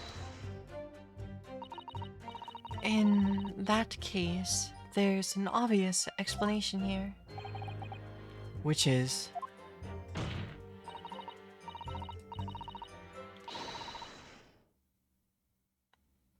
clearly the defendant, Lei Membami's son, does not possess an ounce of sense. That's not a helpful claim. What do you think about that, Professor Mikotoba? I'm not sure that you should be labeling your best friend as lacking in common sense. Well, I thought it would be better than labeling her as a murderer.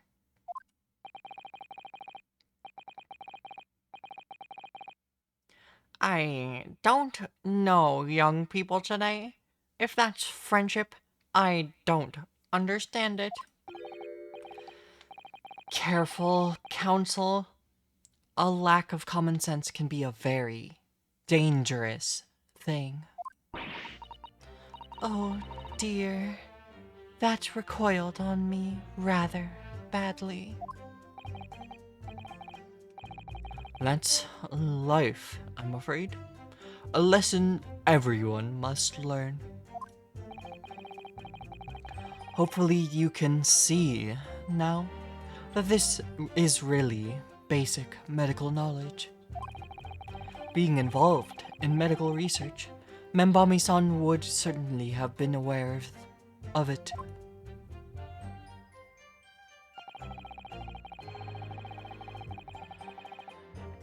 Hold it!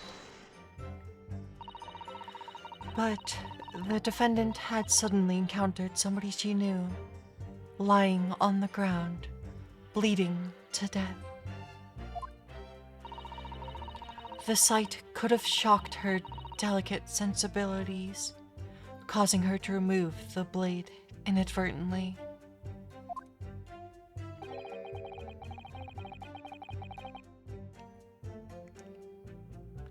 I really don't think inadvertent actions can explain this. The woman is a medical research assistant. I can't imagine she would behave so irrationally.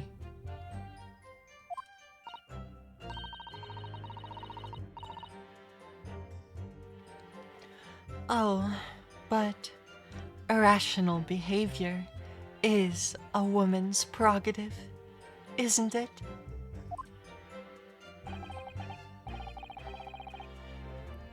Oh, dear. You have a lot to learn about women.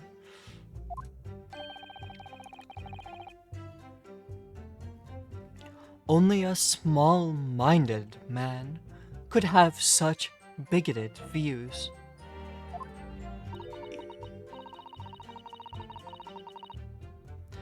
Oh dear. Perhaps I'm letting my male persona take hold a little too much. Well, have I managed to convey the basics now? That should cover the medical side of the argument.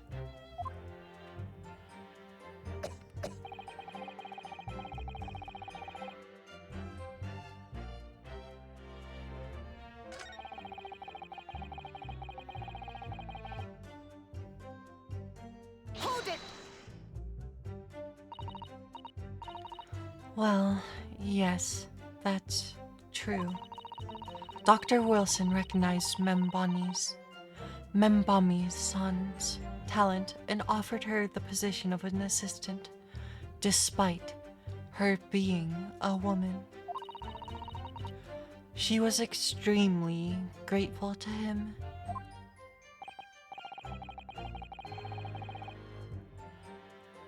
Yes, the Englishman appears to have been a very broad-minded individual. Dr. Wilson had no time for outdated traditions.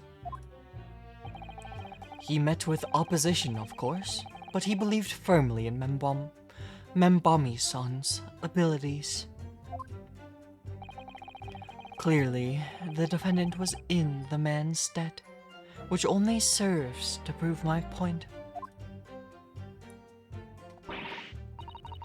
This is hopeless. I can't find a single crack in this testimony anywhere. If Lei knew that withdrawing the knife from the wound would threaten Miss Brett's life further, I just can't think of any way to explain why she did it. Susato, it's at times like these when it's especially important to remember the fundamentals. The fundamentals. Evidence is what counts in the courtroom, isn't it?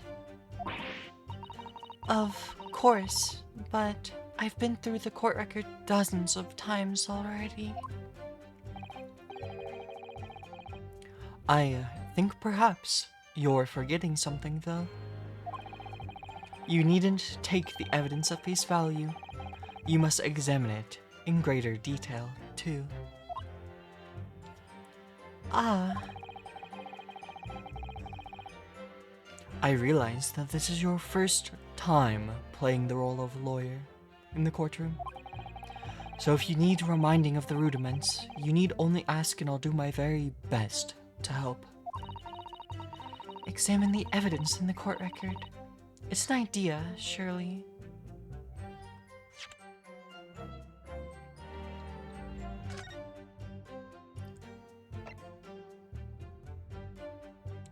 Extreme meiosis, pupil constriction was observed.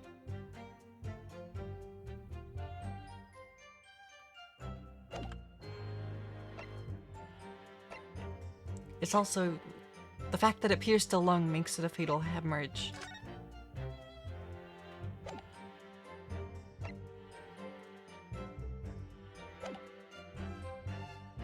I know what to do. Come to think of it, Kazuma-sama and Naruhodo-san were always turning evidence over and over in their hands.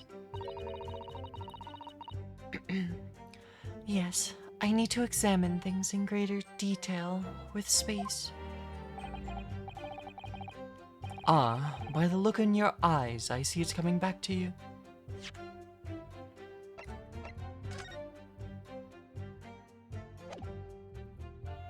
Wait, what?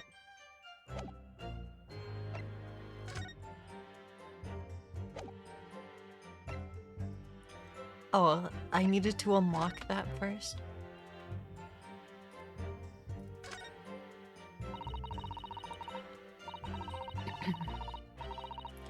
Raucous England returnees tell all. This is the interview with you and Soseki-san, is it, father?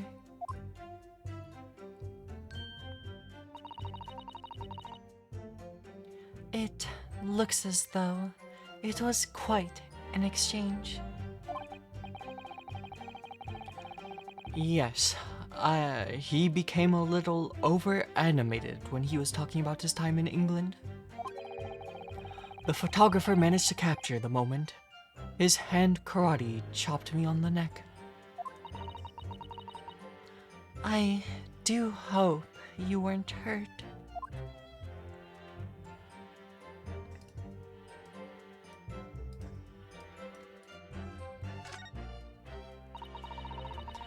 This is the newspaper from Soseki-san.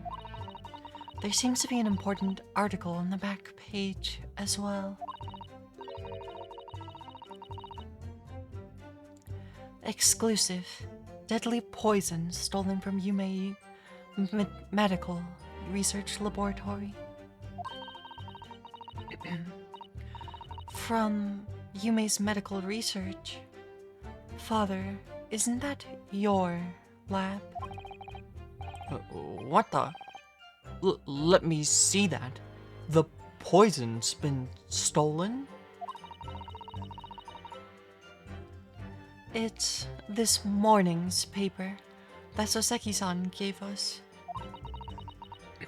Are you saying you didn't know?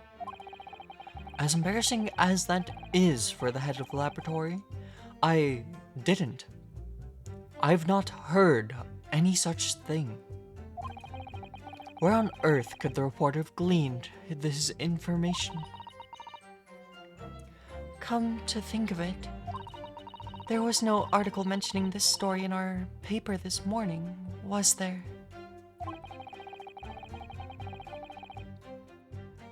It's a highly toxic poison we've been working on with the strictest confidence.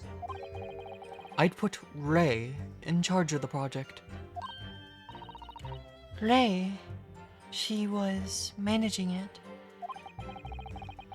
If what's written here is true, it means that she tried to hide the theft from me. And moreover, the details were leaked somehow. I don't believe it. We need to read this article very carefully.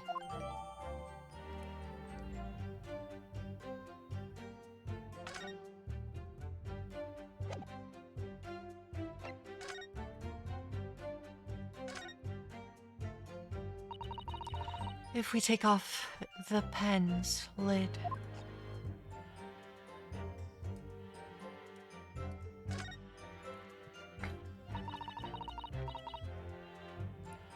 Now, let's unscrew the barrel, shall we?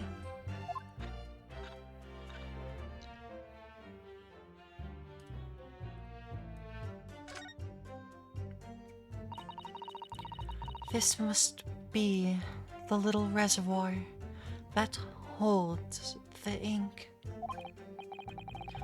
Yes, you fill it by drawing ink from a bottle up through the nib. Is something wrong, Father? Just that there doesn't actually appear to be any ink in the pen. That's all. Oh, yes, you're right. It's pretty much empty. Well, it could be on the verge of running out, I suppose.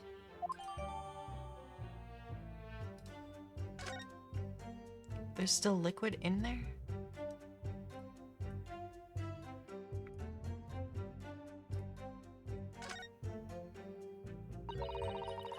The RM initials are very clearly engraved here. And the fact that Miss Brett was clinging to this pen in her dying moments is very clearly a message to identify her killer, you mean? I don't think there can be any doubt that this is a key piece of evidence in the case.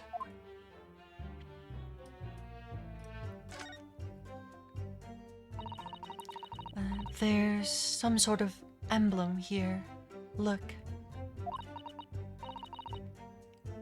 But it isn't a Yume University one.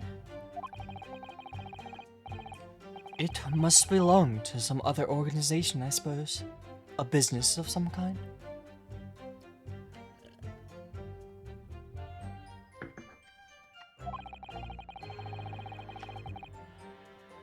But that would seem to imply that the pen doesn't in fact belong to Ray.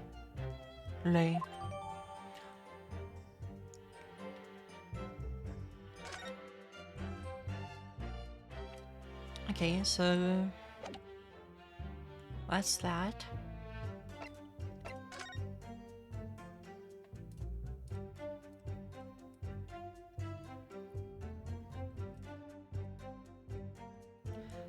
That's that.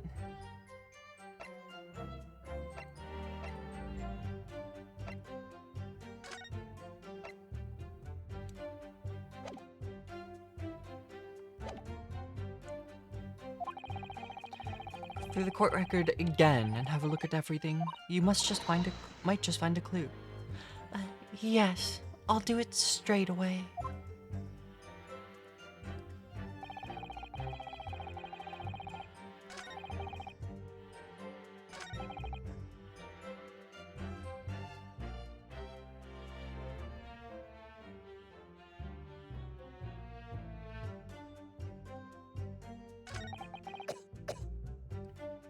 Hold it!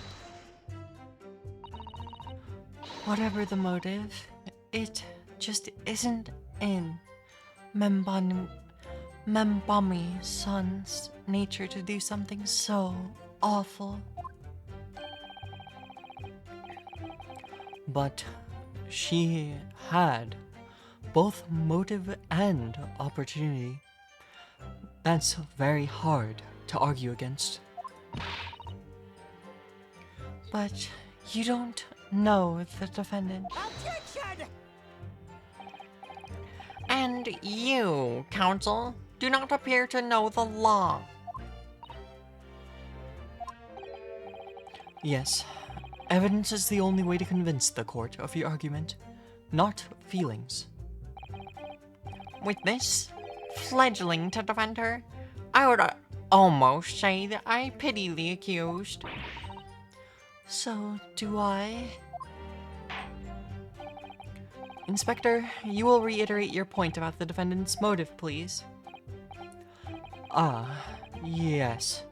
Miss Brett was, in many ways, the sworn enemy of Membami-san.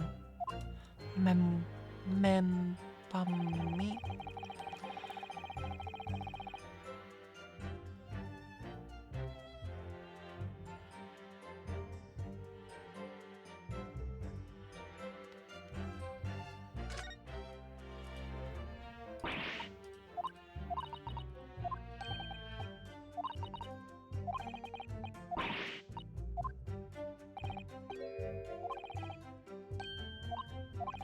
Let's see.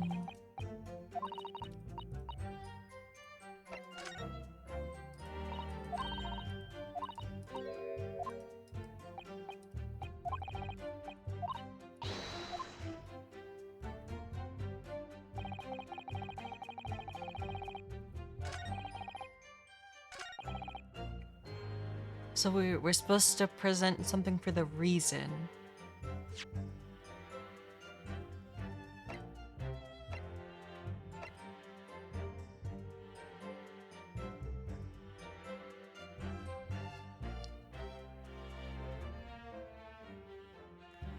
Poison?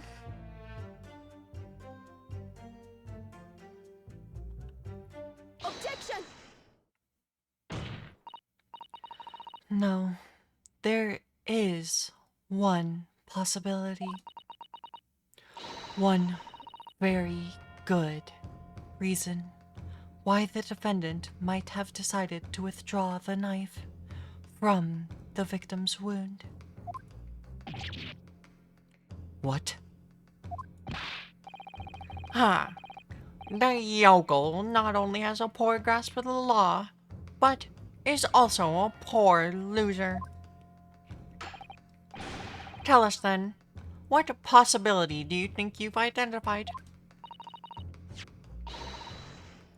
It's here, in this newspaper article. An article about a deadly poison having been stolen from a laboratory at the Imperial Yume unit. The victim perished from a stab wound. Poison has no relevance in this case. But Prosecutor Ouchie, you will let the defense speak.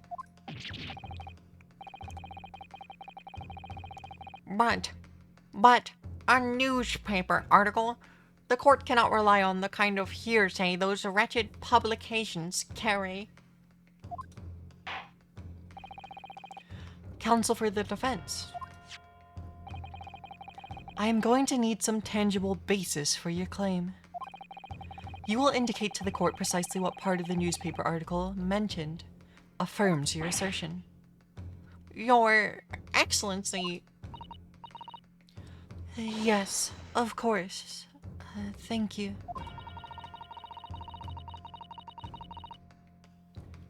Lay would never have done something to further endanger Miss Brett's life without just cause. Oh yeah, I need to examine the poison article specifically. Following a lecture at Yume by Soseki Natsume on the 11th of August, it's come to light that a very disturbing incident took place. A deadly poison being secretly developed in the university's forensic science laboratory was stolen. Even the smallest amount entering the body, either via the mouth or via wound, from a poison-laced blade, would prove fatal in minutes. Current methods cannot detect the newly developed chemical. The university would have to be consulted.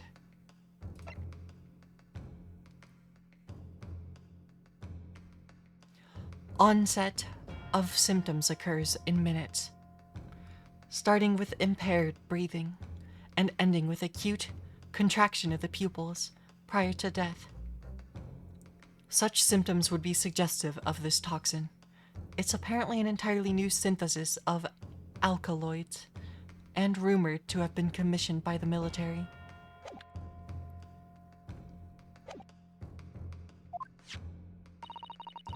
The reason why the defendant pulled the knife from the victim's body is explained by why the poison is being developed.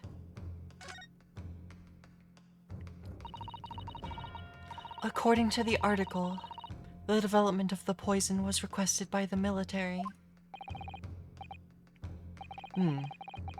Yes, a troubling revelation indeed. Oh, it's very worrying. And yet, even more worrying. Wait. Oh, no, because that one has the symptoms.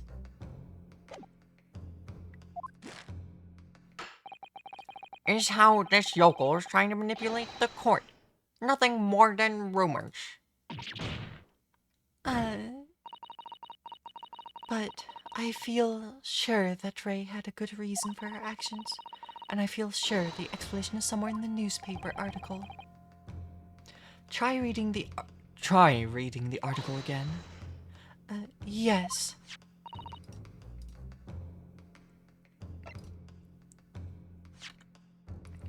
But the third one says the samples.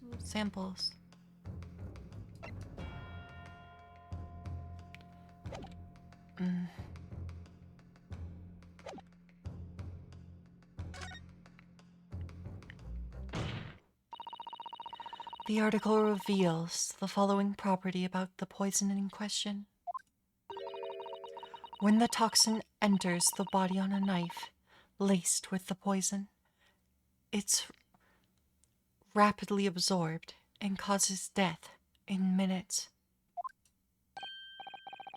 Are you suggesting if the knife used to attack Miss Brett was laced with this very poison, it would explain why the defendant, Membami-san, would have withdrawn the blade as soon as possible? Yes, the truth is, it was an attempt to stop the poison from entering the victim's body. What? Objection! This is complete and utter nonsense. Not at all. The defendant withdrew the knife blade from the victim's body not to accelerate the woman's demise, but to save her life, and the prosecution cannot deny the possibility. Have you not read the post-mortem report? The cause of death was hemorrhage.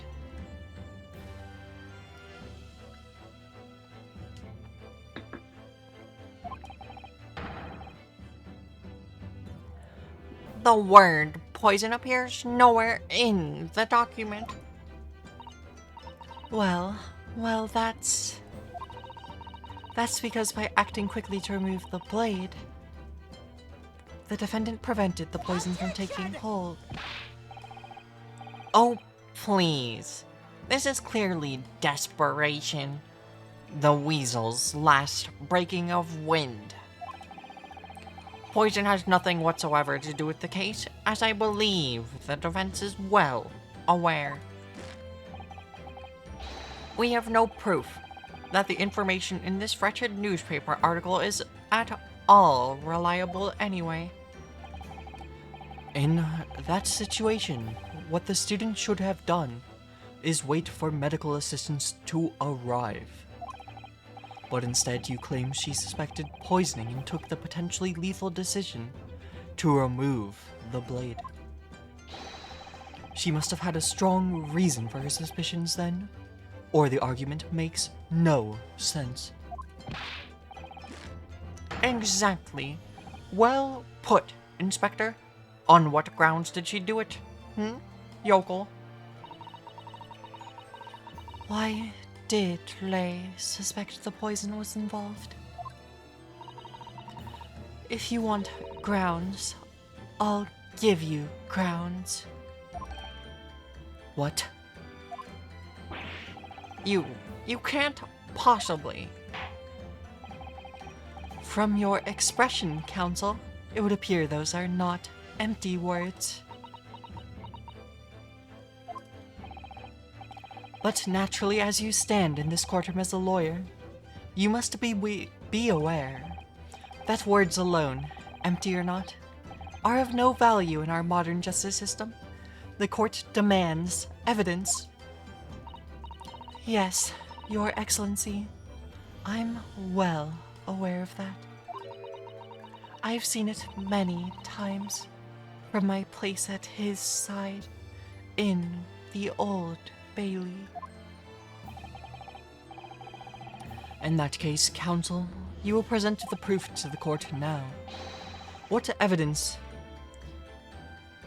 demonstrates a clear link between this case and the poison? The post-mortem report, sir. I would ask the court to refer to the notes section of the post-mortem report, which reads, extreme meiosis, pupil constriction was observed in the victim. Ah. Clearly, being a yokel with no knowledge of forensic science, I have no idea. So, please, do tell me. Presumably the fact that this condition of the victim was noted in the post-mortem report means that it's an unusual symptom of death.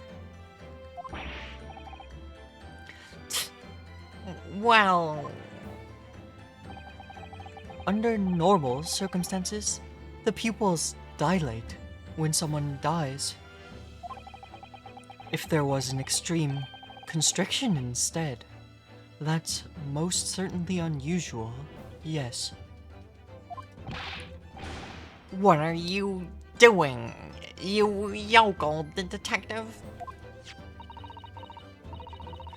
In the newspaper article, the following information about the stolen poison is there. Onset of symptoms occurs in minutes, ending with acute contraction of the pupils prior to death. What? If the defendant, upon seeing the victim stabbed in the back, happened to notice that the pupils of Miss Brett's eyes had constricted severely. Yes, as a medical research assistant, she would have suspected poison immediately, without doubt.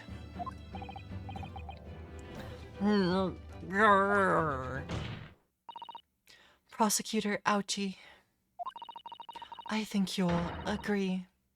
This is very compelling evidence. You yokel student and yokel professor.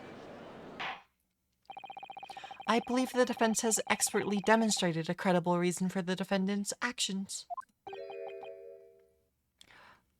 No. Eugene Mikotoba. Yes, Your Excellency.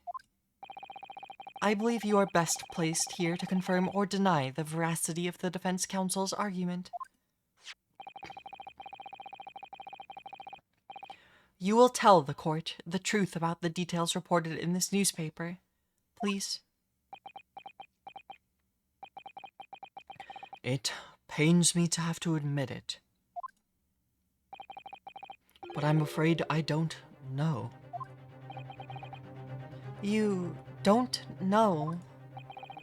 The toxin was kept under lock and key in my laboratory, certainly, but I was unaware of any theft. Do you mean to tell the court that the reports of this theft are unfounded? No, Your Excellency. Without returning to the laboratory to investigate myself, I couldn't say. Ha! Listen to the bumbling academic. Unaware of the theft of secret state research from his own workplace until he reads of it in the newspaper. I take full responsibility for the incompetence of my supervision. Father. What a pitiful situation for a university professor. You should have more control over your students rather than allowing them off on killing sprees.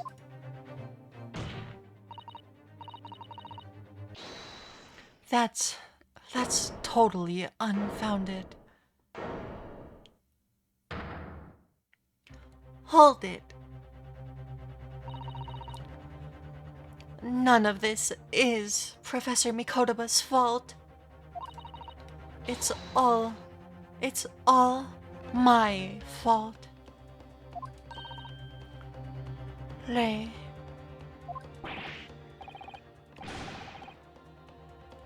Membami-san, you stand accused here. Outbursts like this will not be tolerated. But it was me. I was the one who noticed that the poison we were developing had been stolen that day. Oh, what? So, you knew. I'd I'd been placed in charge of overseeing the project. It was the day that the professor and Soseki-san were interviewed together for the newspaper. That's when I noticed that some of the poison was missing. Just a tiny amount of it was.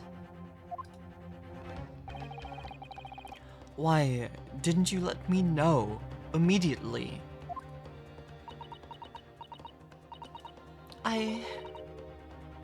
I was scared. The whole project was supposed to be confidential, but some of the toxin had somehow been taken. So I decided I'd try to get it back before anyone else found out. Because I had a very good idea of who the thief was. The thief. You don't mean... Yes, of course. It was that dainty English woman. Miss Giselle Brett. That's why I decided to join the little group of people going to the seaside. Inside the beach hut, I confronted Miss Brett. But she just sat on a stool at the back of the hut, smiling sweetly at me as if she knew she was untouchable.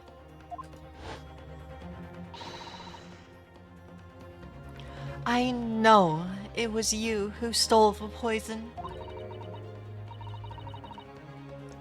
Oh, I get to do her voice. Well, now, whatever do you mean?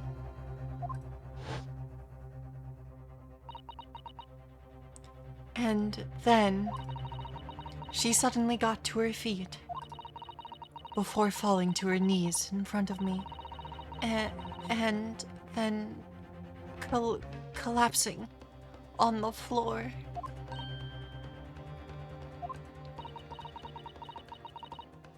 That's when I saw the knife in her back.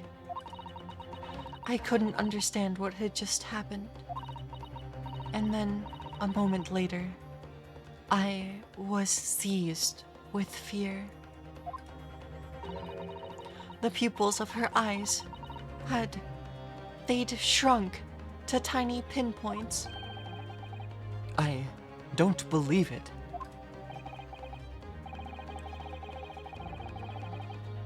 In other words, you realized that the victim was suffering the effects of the stolen poison. My mind started racing. I hadn't seen anything past Miss Brett's lips whilst I'd been with her, which left only one possible way for the poison to have entered her body. On the blade of the knife in her back. And that train of thought was what spurred you to withdraw the blade.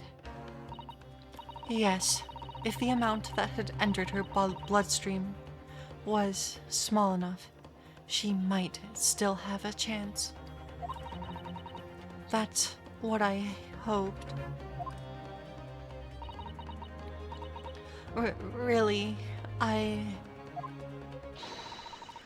so sorry for staying silent all this time.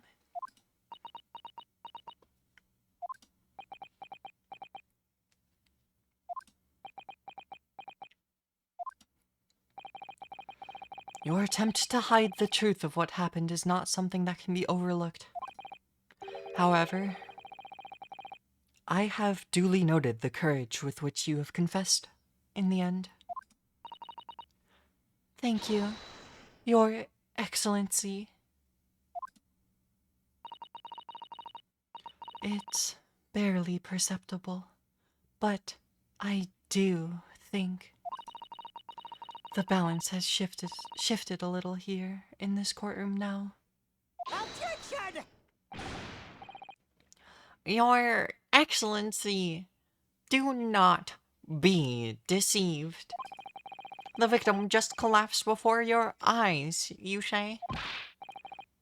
Well, Mambami-san, if that is the case, perhaps you could explain how Miss Brett came to be stabbed?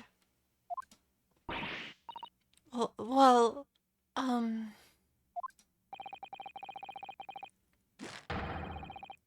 You have no answer, because the simple truth is that you stabbed the victim motivated by revenge.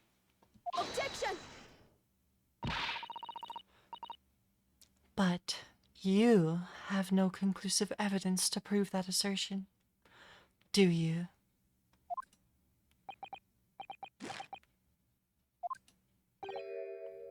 Oh, I have evidence, and it's very much conclusive. What's the prosecution counsel up to? It was brief, but he hesitated for a moment there. I'm almost sure of it. You will produce the aforementioned evidence at once, Prosecutor Ouchie. Perhaps some praise is due, young yokel student. What? I had imagined there would be no need for me to submit this evidence. But you've brought this on yourself.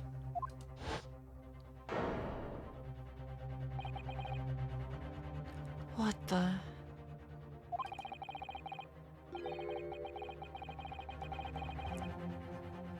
Could a more damning shot exist? The cruelty in the air on that beach is almost palpable.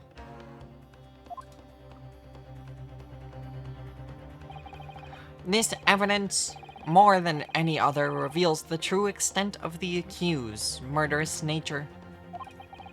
For it shows the precise moment that Membami-san plunged the dagger into the victim's back. No, that's not true. No.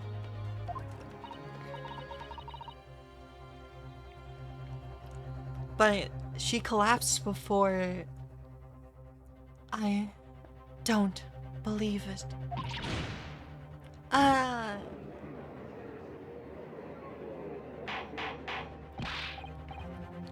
Order. Order. Order. Counsel for the defense?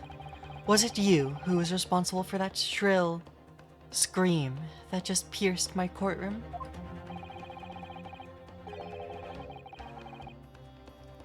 Perhaps his voice has yet to break. These yokels are slow of mind and slow to mature.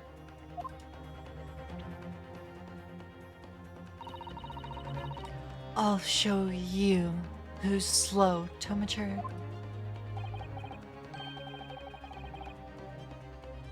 Careful now.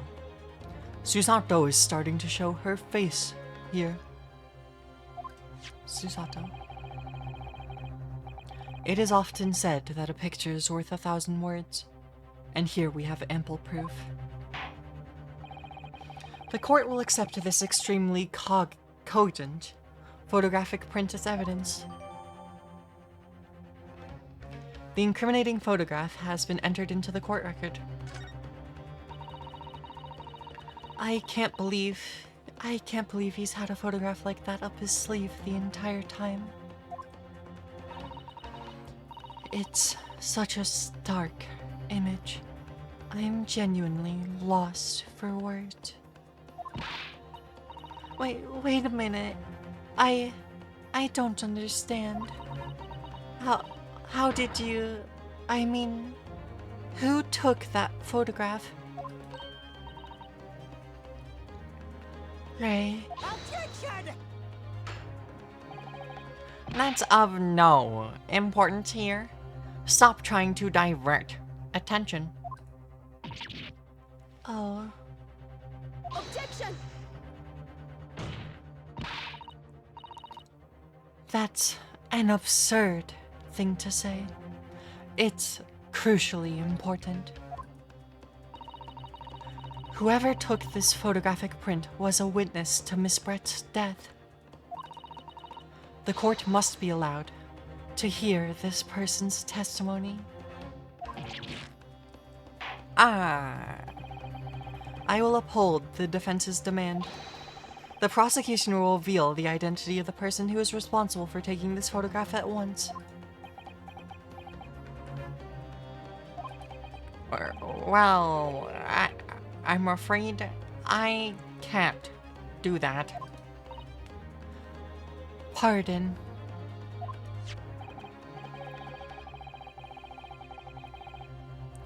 You see, this print arrived at the Imperial Police Bureau headquarters by express post yesterday.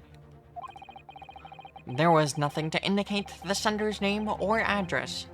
The provenance of this print is unknown. Goodness.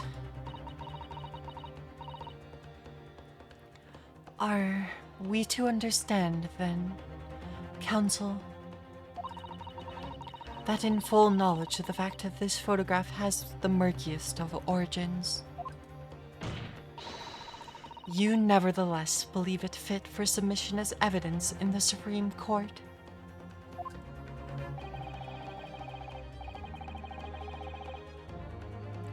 When you first produced that print before, I noticed that you hesitated for a brief moment, because you knew that it wasn't completely reliable evidence, didn't you? silence, you yokel student and blabbering professor. What matters is the blatant truth of this print is so eloquently expresses. Or is the blatant truth that this print so eloquently expresses. But the defendant has already admitted to pulling the blade from the wound. Clearly, this isn't the moment where the knife was plunged into the victim's back, but The moment it was withdrawn. Don't waste the court's time with your ramblings. indeed, without knowledge of who produced this print, we have no means of verifying the claim. And the scene it captures is without doubt the most compelling evidence presented to the court. If the defense is unable to shed any further light on the matter, I believe the conclusion is clear. Oh, no.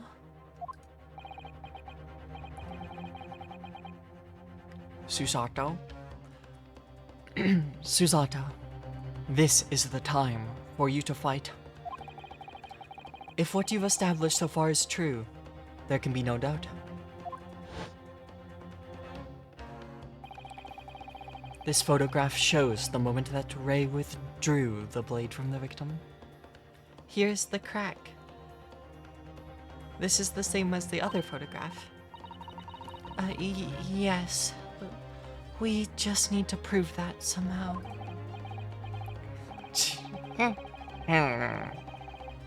You'll have plenty of time to rue your defeat on the slow train back to the provinces. And to rue the day you came up against Taketsuchi Aochi in a court of law. If I can't determine who took this photograph, then the trial's going to come to an end. There must be a clue somewhere. There must be some way of working out who took it. Well, counsel, Your Excellency, the burning question is who took that photograph, and the truth is, I have an answer.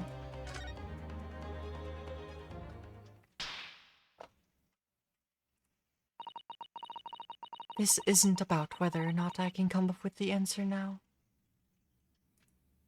Okay, sorry. I'm gonna have to go refill my water again. I'll be back in 1 minute. Sorry.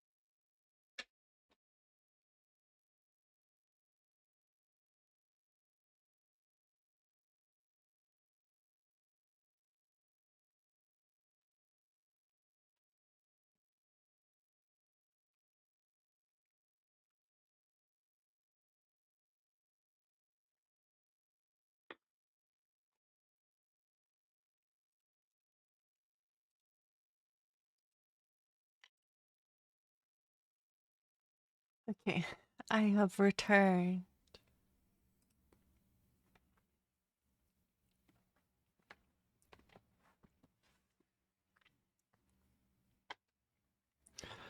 This.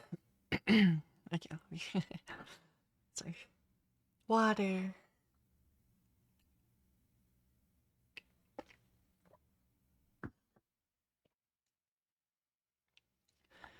This isn't about whether I can or can't come up with the answer now.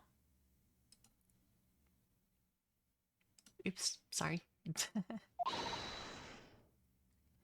I simply have to. I simply have. That seems weird. It's not for you. It's fine. I simply have to.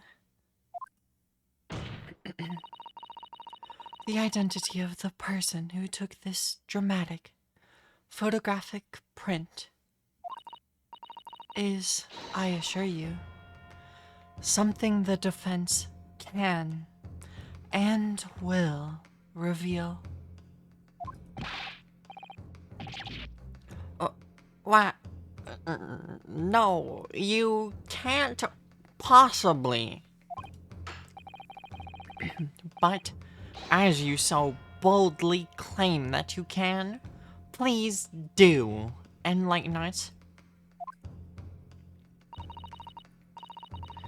Unfortunately, I'm unable to present a name.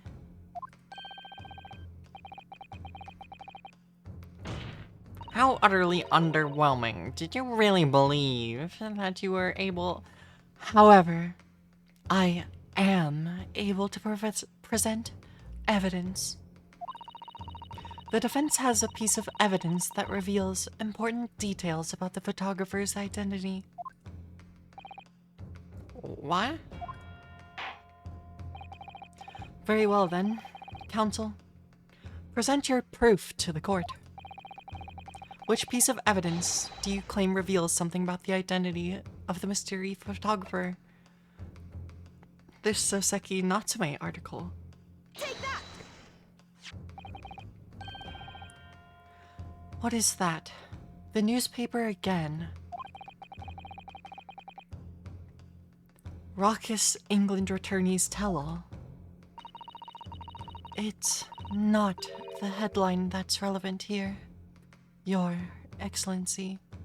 It's the photograph.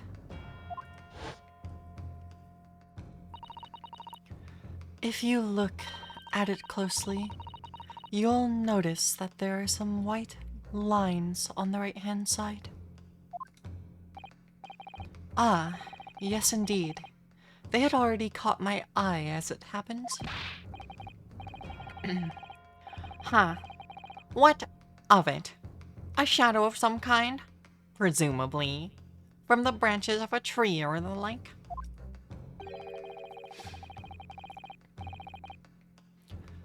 There are no trees growing inside my laboratory. At the university, I can assure you. Now, if you look closely at this photograph.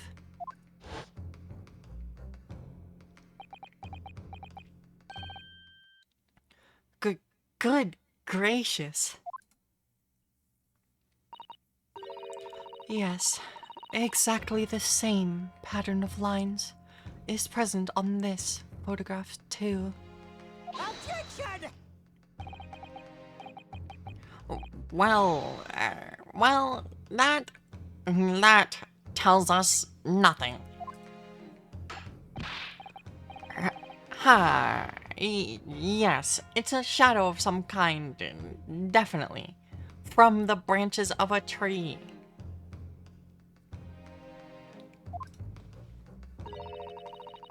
There wouldn't be any trees growing inside a hut at the beach, Council.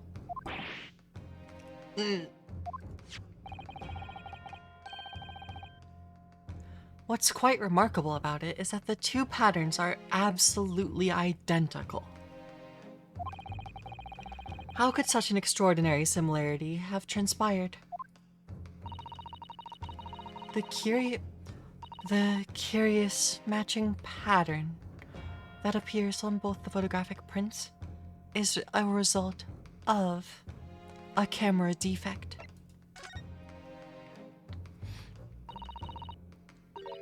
Obviously, it must be due to a problem with the camera used to take the photographs. With the photographic device. Yes, we can confidently say that the camera's lens must be scratched. And the scratched lens causes unwanted lines to appear on every print taken with the device. In short, the two photographic prints under consideration here were taken with the same camera.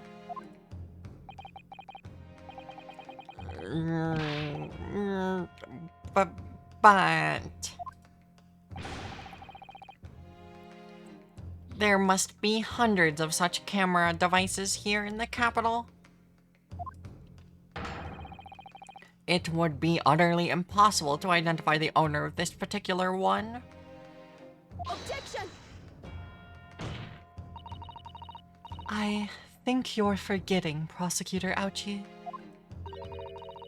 That's one of the photographs featured in a newspaper article.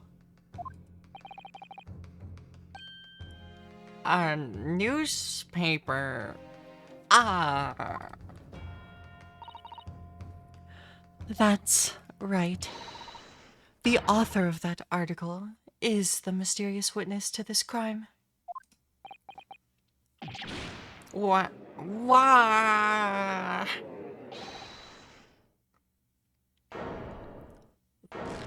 What was that word? Oh, it was Natsume. I see why you were called a raucous England returnee.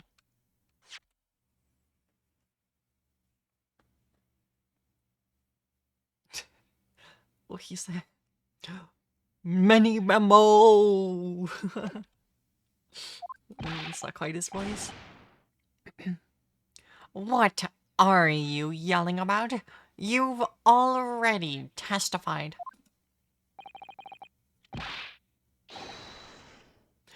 It's many memo, I tell you. Many memo. Many memo. So Seki-san, what was that? Did you say many memo? Ever since I returned to Japan, a reporter from the Shoyu News has been hounding me, following my every move. A reporter by the name of Raiten Many Memo. Yes, hounding me from dawn till dusk. Raiten Many Memo. That's a name and a half. Ah, now that he mentions it.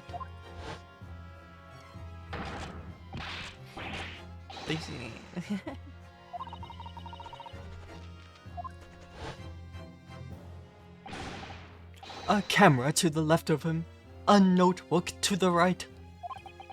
There I am, stuck in the middle, with Raiten Many Memo. Many Memo. So you're saying that this picture was taken by Many Memo? Yes, my lord, your excellency Esquire. Officer, find this newspaper reporter at once and bring him to my courtroom. We will adjourn for a short recess in the meantime. Oh, yes, Your Excellency. As you say, Your Excellency. And one more thing. I want this knife, the murder weapon, examined for traces of poison. You will solicit the assistance of the Imperial University's medical department for the task. Understood.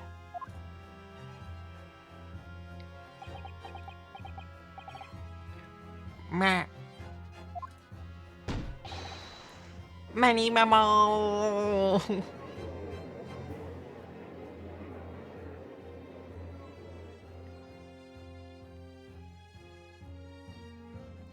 To be continued.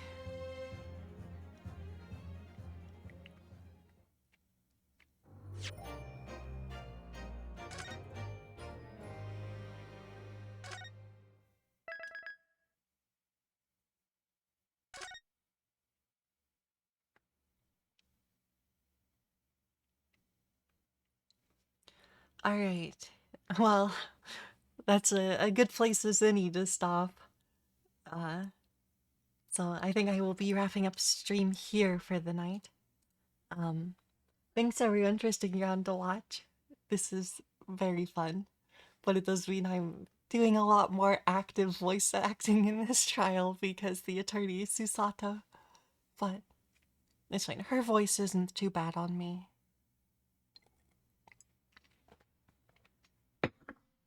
But having to do with Ouchie and Natsume is rough. But yeah, thanks everyone for watching. My schedule will.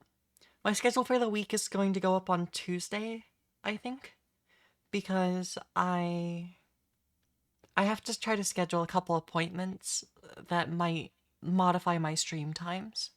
So my schedule will be going up on Tuesday. But yeah, I hope everyone has a good rest of your day or evening, and I will see you next time, probably on Wednesday. Bye.